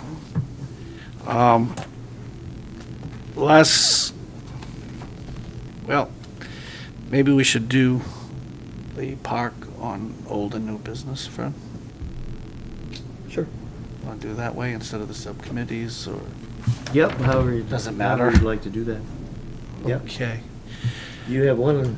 Well, I have a small one. I didn't get both of them done, to tell you the truth. But so we're gonna skip 7. 6 is done. We'll go on to old and new business. And just because it's fresh in my mind, I'll start with the Shanda Park. I did go down, met with Fred Don't ask me what date it was because I I don't don't know either. remember. That's written down But it was somewhere. on or about the 28th of July, maybe a week earlier. We talked to Elizabeth, and I cannot pronounce her last name without messing it up, so I'm not gonna. I got her name from the people at Stratum Circle Nursery. Went to them to check to see if they could go into the park and do the cleaning, repair work to the stone walls, the walkways, and the plantings. So Fred and I met with her down there, and she came back with, you really just need to clean this place up, is what we could do. So she made I said, well, that sounds great. She said it would take her and another person about 4 hours to go in and clean up the flower beds and edge them, clean them out, and get them to look presentable. That's really wasn't my thoughts. And I think Fred agreed. Yeah, I wholeheartedly agree. The walkway stone bricks need to be repaired in a few spots. The wall needs to be repaired. Actually, the retaining wall into the canal area would be nice if it was brought up so it doesn't wash out again. And then I made the suggestion to Fred and see what, and I thought I'd bring it up tonight, is, you know, if we do this, why don't we do it right? And, you know, since there's not going to be a Heritage Weekend this year, maybe this year would be a good time to go in there and replant the lawn. And replant, I meant really sod it, you know, clean it up, do it really nice, put irrigation in, have the walkways repaired and the walls repaired. I did not get to that contractor. I was hoping to make those contacts this weekend. I was on vacation for a week too. I believe Fred did get a hold of a contractor though. I did. So I'm gonna let Fred tell me what he did. Okay. Tell us what he did for that, and then maybe we can hash out a plan. Steve Esch, ESCH, is the person that I spoke with from Salmon Falls Nursery and Landscaping. And the agreement that we had, he did a very thorough, I think, look down there. He spent probably 45 minutes, maybe a little bit more, with us going over the whole thing.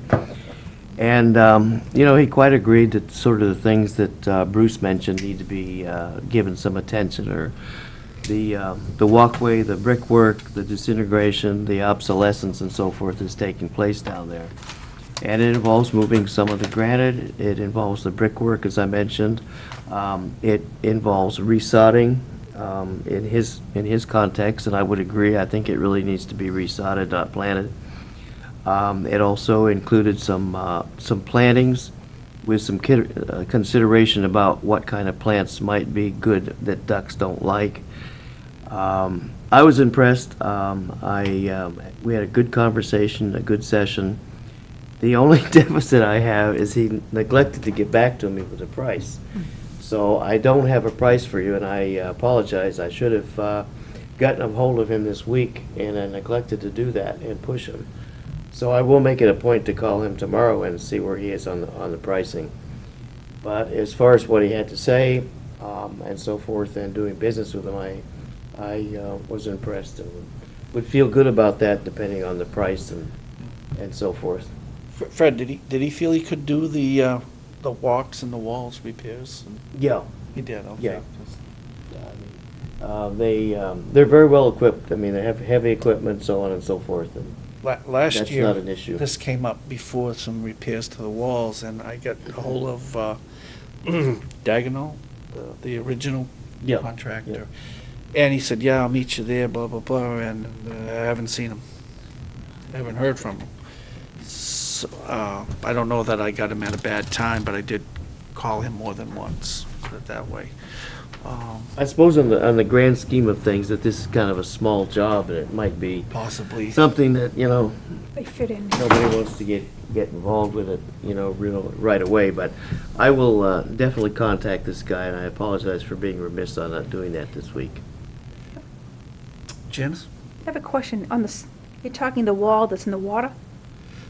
No, well, Because I well, wondered. one wall was around the flagpole and the plantings. There's the Okay. wall there. That's the, That needs to be, there's a bunch of stones that have been kicked out. okay. Yep. There is part of the canal wall that had Yep. caved in during a storm. That's nothing the town can do? That's what I'm wondering too. And also, 'cause there's In-kind probably gonna be service? wetland permits that are needed for that and major equipment. Oh, there's So an I'm not area, sure what maybe you- 3 feet and maybe 2 stones. Sorry,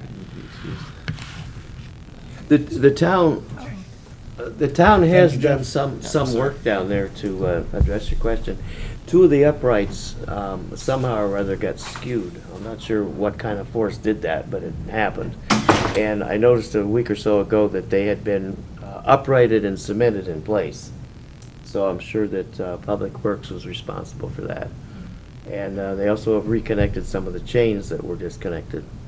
So that's a good point that, come to think of it, this particular aspect, we didn't run by Public Works. No, we didn't. And I I'd don't be know happy that you to. can get a big piece of equipment in there without doing a lot of damage, but Yeah, I would be willing to talk to Public Works about it if the commission wishes that. I think that's a good idea. should we? Yeah, I'm glad you thought of it, I don't know. Whoever, Of course, Rick might not agree, and maybe he can't do it, but I was just thinking if he can, why not use the resources that we have in town? yeah. Already on our payroll. It makes a lot of sense for that part of it. The wall and the landscaping and that type of thing. That what we have there now is what the town left us with 3 years ago when they changed the walkways around. And it's basically gravel with some hydro spray on it that grew some type of grass. And it doesn't look good. I mean, the park looked pretty darn nice when it was finished. But with the traffic on it, tearing it up, the floods, and just wear and tear, old age, is starting to show. And you have to go down and divide the plants to otherwise they'll get overcrowded. Right, and maybe we should see if one of the local town flower clubs would like to take over maintenance. I think Fred brought that up when we were down there. Pauline could ask the garden club if you wish, and see what they have to say. And I was under the impression that the fall is a good time to do a lot of those repairs to the grass and plants, just before they go into dominant state, so. I think it would be good on the chains and so forth, and also some of that rock work and brickwork to have it done from a safety point of view, because occasionally I go down there and I just observe what goes on. And there's some little kids that dart around there like you wouldn't believe, having all kinds of fun. And I've often thought, wow. And I know the storm, the floods did a lot of damage that undermined some things, so. And I think it's time, we're definitely gonna spend more than a few $100s to get it done and brought up Oh, to yeah. what it was. That's why I mentioned the Shanda Park Fund. That's what it's there for, is to make sure it looks good. And we've gone over that 100 times, so we don't have to do that again. And that was the intent of when the money was given. Yes. Yeah. Was to do improvements to the park. Then I say go for it. Well, Fred and I were talking, Yeah. just throwing things Research. around. It's definitely gonna cost more than that. And I mentioned doing the, I'm sorry, I mentioned doing the water irrigation system. And it must have been thought of earlier because there's a standard, I'm not sure what you call it, it's a connection site. It's buried in the ground with a cover, and all this stuff is right there. there's power there. There's a water supply, so somebody had thought of it, when they designed the original park, so I think it's time that we probably follow it through. I didn't mention it, but I did discuss that with Steve, and that would be included in the quotation to take care of the irrigation. Okay. Salmon Falls is the one that you Yes. just sent a letter to, right? Just to This is, clarify. I wondered if that would come up. And it did. Did it come up? No, no, I wondered if it would come up here. Oh, I was wondering if it came up No, with I- Steve. I didn't surface it, and he didn't surface it. Okay, well, that's okay. If he didn't know. Well, he did get a letter. No, but I mean, when he went and did Prior it, the way to. the sign was, Yeah. you know. Oh, yeah, yeah. And that's another thing, too. A little lax on the signs, apologize. I haven't been with it there for a couple of weeks. But get back on. I did mention the last time to fix those signs were like $13 to $15 a piece, which might be the way to go, but I want to check with Drew's people that he used that Infinite Imaging. So I do have Monday off, so I can probably get some of the stuff done. I think I mentioned that the sign on Bay Road, at least, the only thing that's not visible is the police number. Everything else is... Everything else is there. is not Depends on the faded. shade. Yeah. Yeah, okay. Any other old or new business? The turtle signs, Turtle signs, saw your email. yeah, I got them in. We have 6 of them. They're ready to put up. We just need posts and time to do it. Oh, somebody mentioned that they could possibly get posts from Public Works. Public Works, I think will, get us some post. You, I'm going to ask Win, I believe he had a post. A hammer, or what do you call it, post driver? Hole digger? Yeah, Post it's hole just a digger? private tool, yeah. The town must have one too. Yep. So how many signs? so we were gonna put up 4 initially, 2 on Bay Road and 2 on Ash Swamp. Okay. So we would need 4, yeah. This Saturday's. Oh, Before we continue with that okay. avenue, so I had sent around in the email the idea of maybe hinging the signs, cutting the signs, they're aluminum, cutting them, putting hinges on them, and then closing them during the winter, when the turtles aren't active, and then opening them back up so that people don't get sign fatigue. And I don't know if people are interested in that. When I read it in the email, it sounded like a good idea. Yeah, because we did talk about whether we wanted to put them down and take them down and put them up each year, and we kind of decided we probably wouldn't remember, but they're going to be there reminding us on the side of the road if they're closed. It's pretty easy to then open them up, I So, would think. Do they put a hinge on them? Yeah, Is so- it something they do for you? No, we would have to do it ourselves. We'd have to cut the signs in half and then mount the hinges on them. And it's something that I think, for instance, my husband might be able to do pretty easily, but I didn't have a chance to talk to him about it. So Okay. I can talk to him maybe before we proceed with actually posting them, but in the meantime, maybe we could get some posts and be ready to go Okay. if people are interested in the idea of hinging. The idea was you'd have a sign for traffic going both ways, right? Yep. So would you need 2 posts instead of 4 posts? Well, so there's 4 signs, 2 at each location, so one One sign on each per- end of the road. One post per sign, yeah, so, It would have to be 4, then, Yeah. not 2 on the same one, coming Right. and going. yeah. So, yeah, because you want to put it on either So we side need Either of side of the road, 4 okay. posts. 4 posts. Yep, gotcha. I mean, if you want to get, I don't know what's easier. We have 6 signs. If we want to hang 2 more in the future at some point, if we want to get the 2 posts now to have it ready, that's fine, or we can get them later. Public Works has them, I believe, and you'll see a little note in the treasurer's report Yep. of a transfer, Okay. from one to another, because I think that we would have to pay for those posts. Okay. And a different, be whoever uses them. If Yep. it's Public Works, us, another group, they would be charged, I believe. Yep. It's not a lot. Okay. And I last time I picked up some stainless steel nuts and bolts and put them together, so.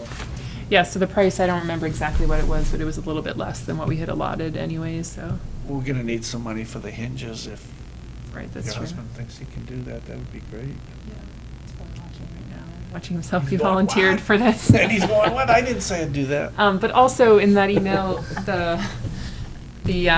one of the New Hampshire Fish and Game biologists had mentioned that they're looking to do a campaign for the spotted and Blandings turtles, which are the rare turtles in the state, put some signs up around in the southern parts of the state for that. And they're looking for a model town to try that out in first. And he asked if Newmarket would be interested, and I said I thought we probably would, but I would run it by you. And then he said, well, they wouldn't actually make a decision till the fall, but at least we can talk about it, and if we're interested, I can just let him know that that's something we're interested in. Well, I think you mentioned that if we put too many signs up, it might not be a good thing. Yeah, but in this case, so he was on the verge of encouraging us not to put these signs up, because these signs would be for common species that you're worried about, clearly, because you don't want them to not be common anymore, but you're slightly more worried about, rare species like the Blandings turtle, which we do definitely have here in town. So I think if it were my opinion, would be, if you had to pick and choose, I think that they're probably right in choosing to, put the signs up for the rare species over the more common species. But I also think that we're not talking about, 25 signs. We're talking about 4 signs, and then if they want to put, another 4 up, I don't think that would lead to sign fatigue for, a lot of people, but I don't know. Do they have an idea? I mean, I guess we haven't said that we're interested yet, but they would make it site-specific? Yeah, so I think that part of what they would do is try to do some background work to figure out where they might be crossing roads, or at least where they're known to occur in specific wetlands or areas, and then put the signs around those hot spots where they know that they're likely to be moving across roads here in town. And how are the signs themselves specific to Blandings? No. And They're not, because I don't think that they really want to draw attention to the fact that there are, rare species right here, because some people might want to then go do things that they shouldn't with rare species. So they wouldn't be species specific. They're just turtle crossing signs, although they would have a slightly less cartoonish design on them than the ones that we purchased. Well. Do they have maybe a list or a guideline of what they expect the model town to do? Or they just, because we're going Yeah. to put signs up, that's why they're interested in it? I think the big thing is, can we put signs up in your town? Can we do a little studying to figure out where they're crossing? But I think so they've already done this in Maine, and what they decided to do in Maine ultimately was, the first year they had the state biologists going around and putting the signs up and taking them down, because they wanted them down, in the off-season. And then they said that was costing too much money for the state, so they then asked the local conservation commissions to be the people to put them up and take them down. And then they hit on the hinging thing. So now they're asking the local people to open up the signs and close the signs, which I think would be what they would expect, the most that they would probably expect of us. Well, I think we can probably get through that. Okay. I do think that, I think that I would support that, but it would make me wonder if we should hold off on putting up the other ones, just so we had a sense of how many signs are going to be total put up, and if they overlapped and they're in the same spots, or... Well, we could always take these signs down too and move them around That's true. but in the meantime. Our signs. Yeah, our signs, because And- I don't think they're talking about picking a town in the fall, then they have to do some studying, etc. So I don't know how difficult it is to take a signpost back out, but At the same time, we have passed the turtle migration season, yeah. so So we could wait. But we have some momentum right now. yeah, that's the no, only I agree. thing. I just that was clarifying that. So that was sort of a question. Well, certainly we've passed the nesting season.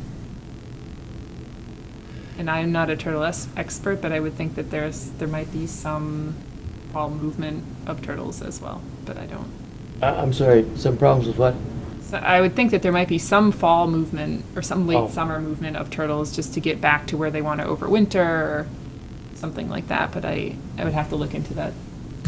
They come up to the edge of the road and lay their eggs, and as soon as they've laid their eggs, they turn around and go back where they came from. Yeah, but then, so I know a They lot don't- of the eggs have hatched and they've come out already, but I don't know if all Long the different gone. species have come out. Have the eggs hatched? Oh, yeah. Yeah, okay, so maybe it's, yeah, we're completely by it then. You know, if we are, I think it would be better to put them up in the spring just because people would see them then, rather than say it's been there for, 6, 8, 9 months and they're oblivious to it. Yeah, already. Well, I'll see if I can get the signs Monday, and we'll have them. Okay, I'll talk to Stephen about renting them anyways. I bet I can store them until spring. We'll put it on the action board, I guess. They're doing Ashwamp Road right now anyway. More. They're going to grind up the Right, road right. and repave it over the next couple of weeks. Okay. Yeah, Certainly So it might until get- after that. Yeah, it might not be. Hopefully there are no turtles in the way. Okay, turtle signs, done. Any other? Yes, I was contacted by Ellen Snyder.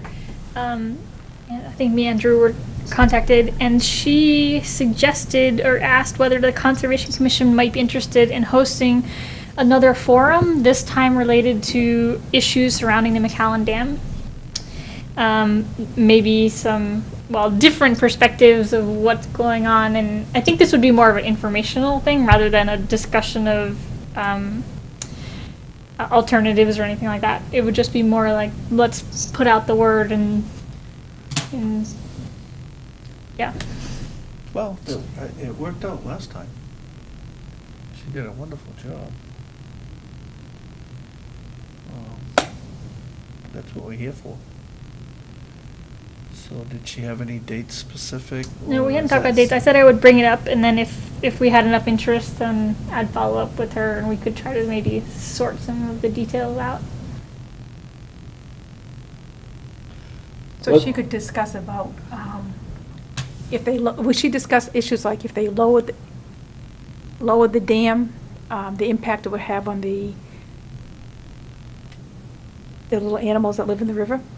I do think that there would be, it would probably, I mean, we could talk about this. I think that the most that we know about impacts might be about what the state of animals, fisheries, and that kind of stuff is now, and what it might be like if there's no dam. But I don't think there'll be a lot of information to talk about alternatives, if No, they that's- do dam alternatives, how that may affect things. But I think there can definitely be, here's what it is, here's what it might be, that kind of thing. For different ecological and water quality issues. And can she compare that to like the dams that they did already in Greenland? I mean, we could, I'm just wondering. yeah, I mean, like, we could have, and none of this is set in stone, so if we were interested in having someone come talk about some of their experiences with dam removal in a different town, they could talk about that. We could have people from Fish and Game or NOAA come in and talk about some of the wildlife and some of their interactions and that kind of thing. We could have someone come talk about water quality. So I think those are the types of things, but we haven't gotten to any specifics.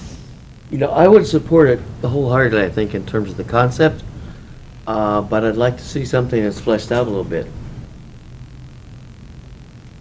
Such as the subjects you're talking about right now. When you see like Itinerary? itinerary of the forum? I'm not sure what you mean by itinerary. You want to, Forum. who she's gonna have speaking, or? Well, yeah, I don't- if she had some candidate speakers, or not candidate, but speakers, and as you said, experience with people who have, or townships which have done this sort of thing, I'd be, just personally speaking for myself, very interested in what their experience has been. And what we might predict our experience would be based on theirs. Okay. So I'll get back in touch with her and I'll try to we'll maybe talk about some ideas and I'll let you know how that progresses. Yeah, I think that'd be great. I don't know how the rest of folks feel. Yeah, that sounds good. Good idea. Yeah, okay. Go for it. We'll start the ball rolling, I guess. Yeah. Because they, Just Good. appropriate, the $45,000 worth of study last night. Is that right? And we might get some good input that you can bring back, too. They got 83,000 to spend, right? Excuse me? They have 83,000 to spend on the study of the dam, right? Yes, it's about that, yeah. Right. So, This- why not wait and see what they say? What that 83,000 is gonna, what the study has to say. I mean, Well, yeah, and so this wouldn't be, I don't think this is gonna be talking about what could happen. This is just talking about some of the environmental issues, some of the, maybe sharing experiences, just to get people started thinking about the idea, but it's not gonna be at all related to the study. It's not gonna have any, gonna be It's more not going to be about the Newmarket impact of the- specific necessarily then in that sense, like, it's not going to be predictive of what Newmarket will experience. right. I mean, we might be able to talk about like our fish ladder specifically and how Yeah. much fish it, Oh, yeah. there might be some things that can be Newark specific, but Yeah. it's not going to be discussing results of this feasibility study. I think it's Okay. just to start the conversation. Ask her if it's a good idea to invite, because it goes far beyond us. Would it be wise to ask the affected towns, invite them, not ask them, but invite them? Yeah, make it known, if they show up, they show up. Right. I'm sure there'll be some people from Durham that would show up. Because they're the ones who are really being impacted, the people in the, if something They have happens. a yeah. good amount of Yeah, impact, right. yeah. So, yeah, that's, the more information we have on the dam and what's gonna happen if it gets torn down or if it gets modified, whatever would be good, I think. Information doesn't hurt. Okay. Want to go on to the action list? Do we? You have I don't know another if we item? want to talk about it now, if it's time sensitive, or if it wants to wait till next month, but Drew sent that email about the Historical Society, looking for somebody from Conservation to come and give them a little presentation. For 2014. Oh, okay, so that can Yeah, it wait was then. That can wait, but 2014, I thought it was October. I don't remember, see, I No, don't no, the remember. study set their I- agenda for the following year. following, Oh, yeah. okay. They're trying to do their planning I think it's a ahead. good idea, because a lot of people may not be aware of everything the Conservation Committee has done. Most people aren't. Well, yeah, it's true, I wasn't as much a couple of years ago. I mean, so I think it was a good idea, and I hope that the Conservation Committee would pick up on it when the time comes. And Drew's a great talker, so he doesn't stutter. Or, Pictures of you know, the different places, the Wigan Farm place. well, he's pretty well, learned in that, and he has a We just good volunteer. understanding. I think we should volunteer him That yes, tonight. we can make a decision that we are going to be part of this program. We just don't know when, but we will provide a speaker, and to deal with the Conservation Committee to set a day. I think, So they can start I think their, they may have proposed a date, but I don't remember. no, I don't think No? a date was Okay. proposed. I think it was just saying that they were starting to set their agenda. Huh. I could be wrong, though, because then, you know what, you could be confused? Because then Dave Legault sent an email out asking to use maybe the Shander Park for, again, for Mm. 2014, Yeah, another location for like a one-day heritage Yep. festival. Yes. Right, right, right. In May? Well, it Yes, was in the May. summertime. I think it was May. In May, Yeah. it was the first So part I of remember May. that, so it's probably because it kind of well, they came out about the same time. Yeah. And speaking of the Heritage Festival, I did contact the organizers about offering a Wigan Farm tour, but I think we may have been a little late on the For Old Home. on the what? For Old Home. Oh, sorry, for Yeah. Old Home. Yes, Old Home. I think we may have been a little late on the organization committee's schedule, so it does not look like that is going to happen. There's always next year. Yes. Yeah. And there's also quite a few things happening early in the morning on Saturday, so I think it might be somewhat difficult to organize. Okay.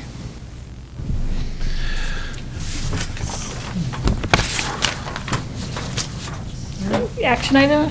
Yeah, that's Okay. next. All right, water removal signs, they are still in action. Oh, wait a minute. Okay. I did happen to print that one out. It was it's on May 3rd of 2014. It was is the, Heritage.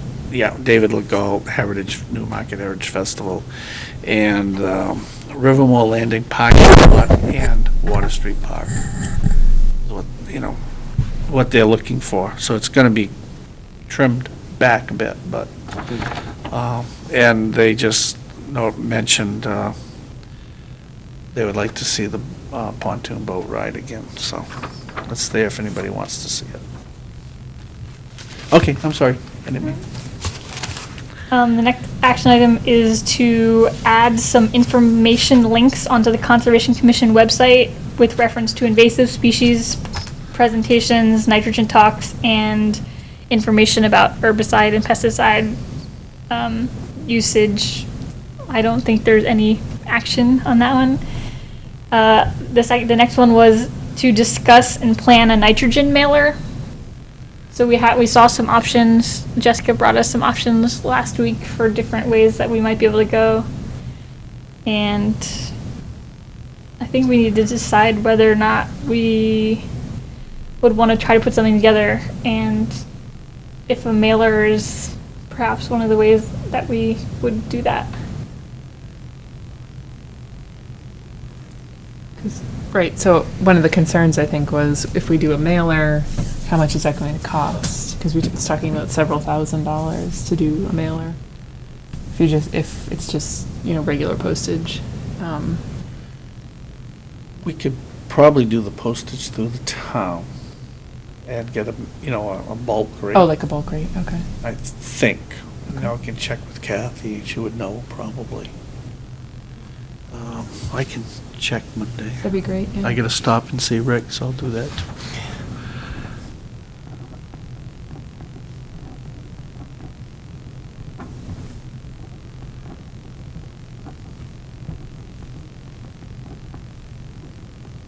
Okay, we also had discussed knotweed removal on Ash Swamp Road. So I believe Jeff was saying earlier that they have mowed it. Recently. Yes. Yeah. So. They mowed it and they're scraping the shoulders down so that they're going to, I think the whole of Ash Swamp Road is going to be ground up, regraded, and then paved. So part of that was they scraped the shoulders down, and they may have mowed before that to get some of that taken care of. So we may not see any knotweed till next year now. Then we'll see it everywhere. And we'll see a lot of it. And then, I think maybe, is there something that comes up early spring and we can attack it then? Before it has any seeds? Yeah, definitely. So maybe we should put that on our, April, May agenda to do. Thought. Yeah, no, I think we should. I say that, I didn't make the last one at the Wigan Farm, so.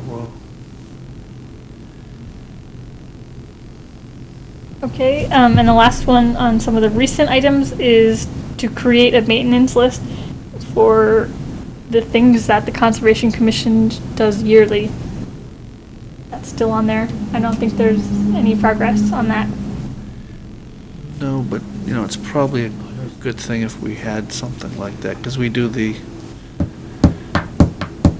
monitoring walks have to be done on a time specific. Might be good if we had a calendar. And then, again, these are some of the older items that are still on there. Mark easement boundaries at New Roots Farm. No further Okay. My progress. printing shut off right there. Review the amended application in Concord to see if all its brook is a prime wetland. I think that still needs to be done. Yep. Develop a process for identifying when land has changed from current use for tax purposes. I think that still needs to be done. Yep. Finish the connector trail at Piscassic Loisel. I think that still needs to be done. Amend the Wigan Farm management plan to move mowing after September 15th. I think that still needs to be done. And remove the defective snowmobile bridge. that still needs to be done. We changed the mowing date, it just hasn't been changed in the plan. Yeah. Yeah, it needs to follow. Yeah. Okay. Yeah. Because I thought that we did that last year. We postponed. Last couple of years, I think they did it, Yeah. right, Erin? And that is all on the action item list. Okay. And the one that's the maintenance list for future conservation commissions, things to do, that's where you have to rely on the long-term members to put a list together to let people know, because I wouldn't know everything. Exactly. Right. So maybe Yep. if that would, if that, something that has to be done and it's nothing earth-shattering right now, could be like a little workshop session. One night, we just set aside a half hour for the old people to come up, the older members, I mean, to come up with established what has members. been done in the past, that has to be done. Wow, you're sitting in Not a a bad really idea. tough I think spot. it's a good I'm in the idea. old seat, too. How do you expect us old people to remember? You have to make a list and put it on your calendar. I mean, how do we, I forgot. But you know the monitoring, whatever you do with the, Yeah, but that's written down, we know we have to do that. well, you know it, but for the future generations, somewhere there has to be a list. That's- Chairman has it. The chairman has that list of Sure. what has to be done? Properties that have to be monitored. It's probably, it's in the file, I'm sure, Well, it was missed for a few years, I think, before. before Drew. So that's one way to Yeah. look Yeah, at yep, off yep. the action list. So- We got them done. In case we lose But it was Drew. like Good point. under the wire. Right, right. Okay. We were out To there. and- formalize that, perhaps. Well, it would probably help a lot. We could put things on there like open turtle signs. Yeah, exactly. What property A, B, and C. Everything works better if you have a timetable and a deadline. What, Janice, what about just coming like 20 minutes before our next meeting, coming early and doing it then or something? Yeah, it's a good idea. Sure. Yeah? And like you said, if the, Drew has that, it's easy just to, for him Copy to it. go to his file and Yeah. pull it out for everybody. And then if that's, whoever has the computer skills one day, to put that onto, I don't have that type of computer skills, but that's something you could put onto the Conservation Commission website, and that will always be right there. Yeah. Things that have to be done yearly. That maintenance Good. list, right? So we could actually just do a calendar for the website. Whatever, you've been here a long time, so you know what works, what would work best. No, it's sounding like something to do.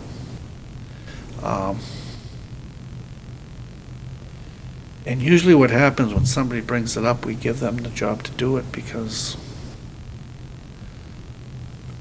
But it has to be someone who's been around, who knows what has to be done. You've been around. Oh, yeah, yeah, right. okay. I think that's a good idea if we show up early next week. Heck, we really don't have to show up early. We can do it as part of our old and new That's true, too. business. Yeah, That's true. you're right, Oh, yeah. you're right, And that way, in case somebody can't show up early, yeah. sorry for being late. It's hard for me to show up early because I have other Yeah, commitments at home. why don't we just do that under That's new fine. new and old business? Yep. And if we don't get it done next month, we can add to it. Right. But maybe we can just divide it up like a calendar and say, you know, what do we do in January? What do we have to do in February? Get it done. I'm all for that. You all for that? Okay, I'm over that. Thank you. Maybe I should email Drew and let him in on that. And that we volunteered him.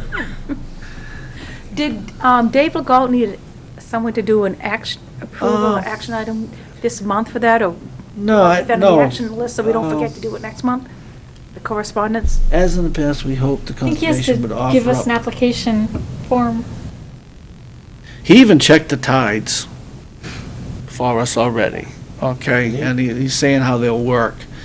But I will tell you, May is, we were able to rent the boat from Faze at a reduced rate because it was after the season, you know, the end of September. May 3rd is, May 3rd is can when be it kind of starts. hectic up there, kind of crazy. But I need an excuse to stop at the boatyard anyway, just, I can check. Why don't you check, and at the same time, even though he may have to give an application, and he's asking if it's something the conservation. Well, he's not really asking, he's just wanting to keep us informed, so, and he's saying how, in the past, it would be nice to have the boat for the future one. Let me just finish my note to Drew. Before you know what May's gonna be here. No, that comes can't fast. happen, I'm sorry. I don't know, not fast enough when you gotta shovel snow. It comes before you know it, believe.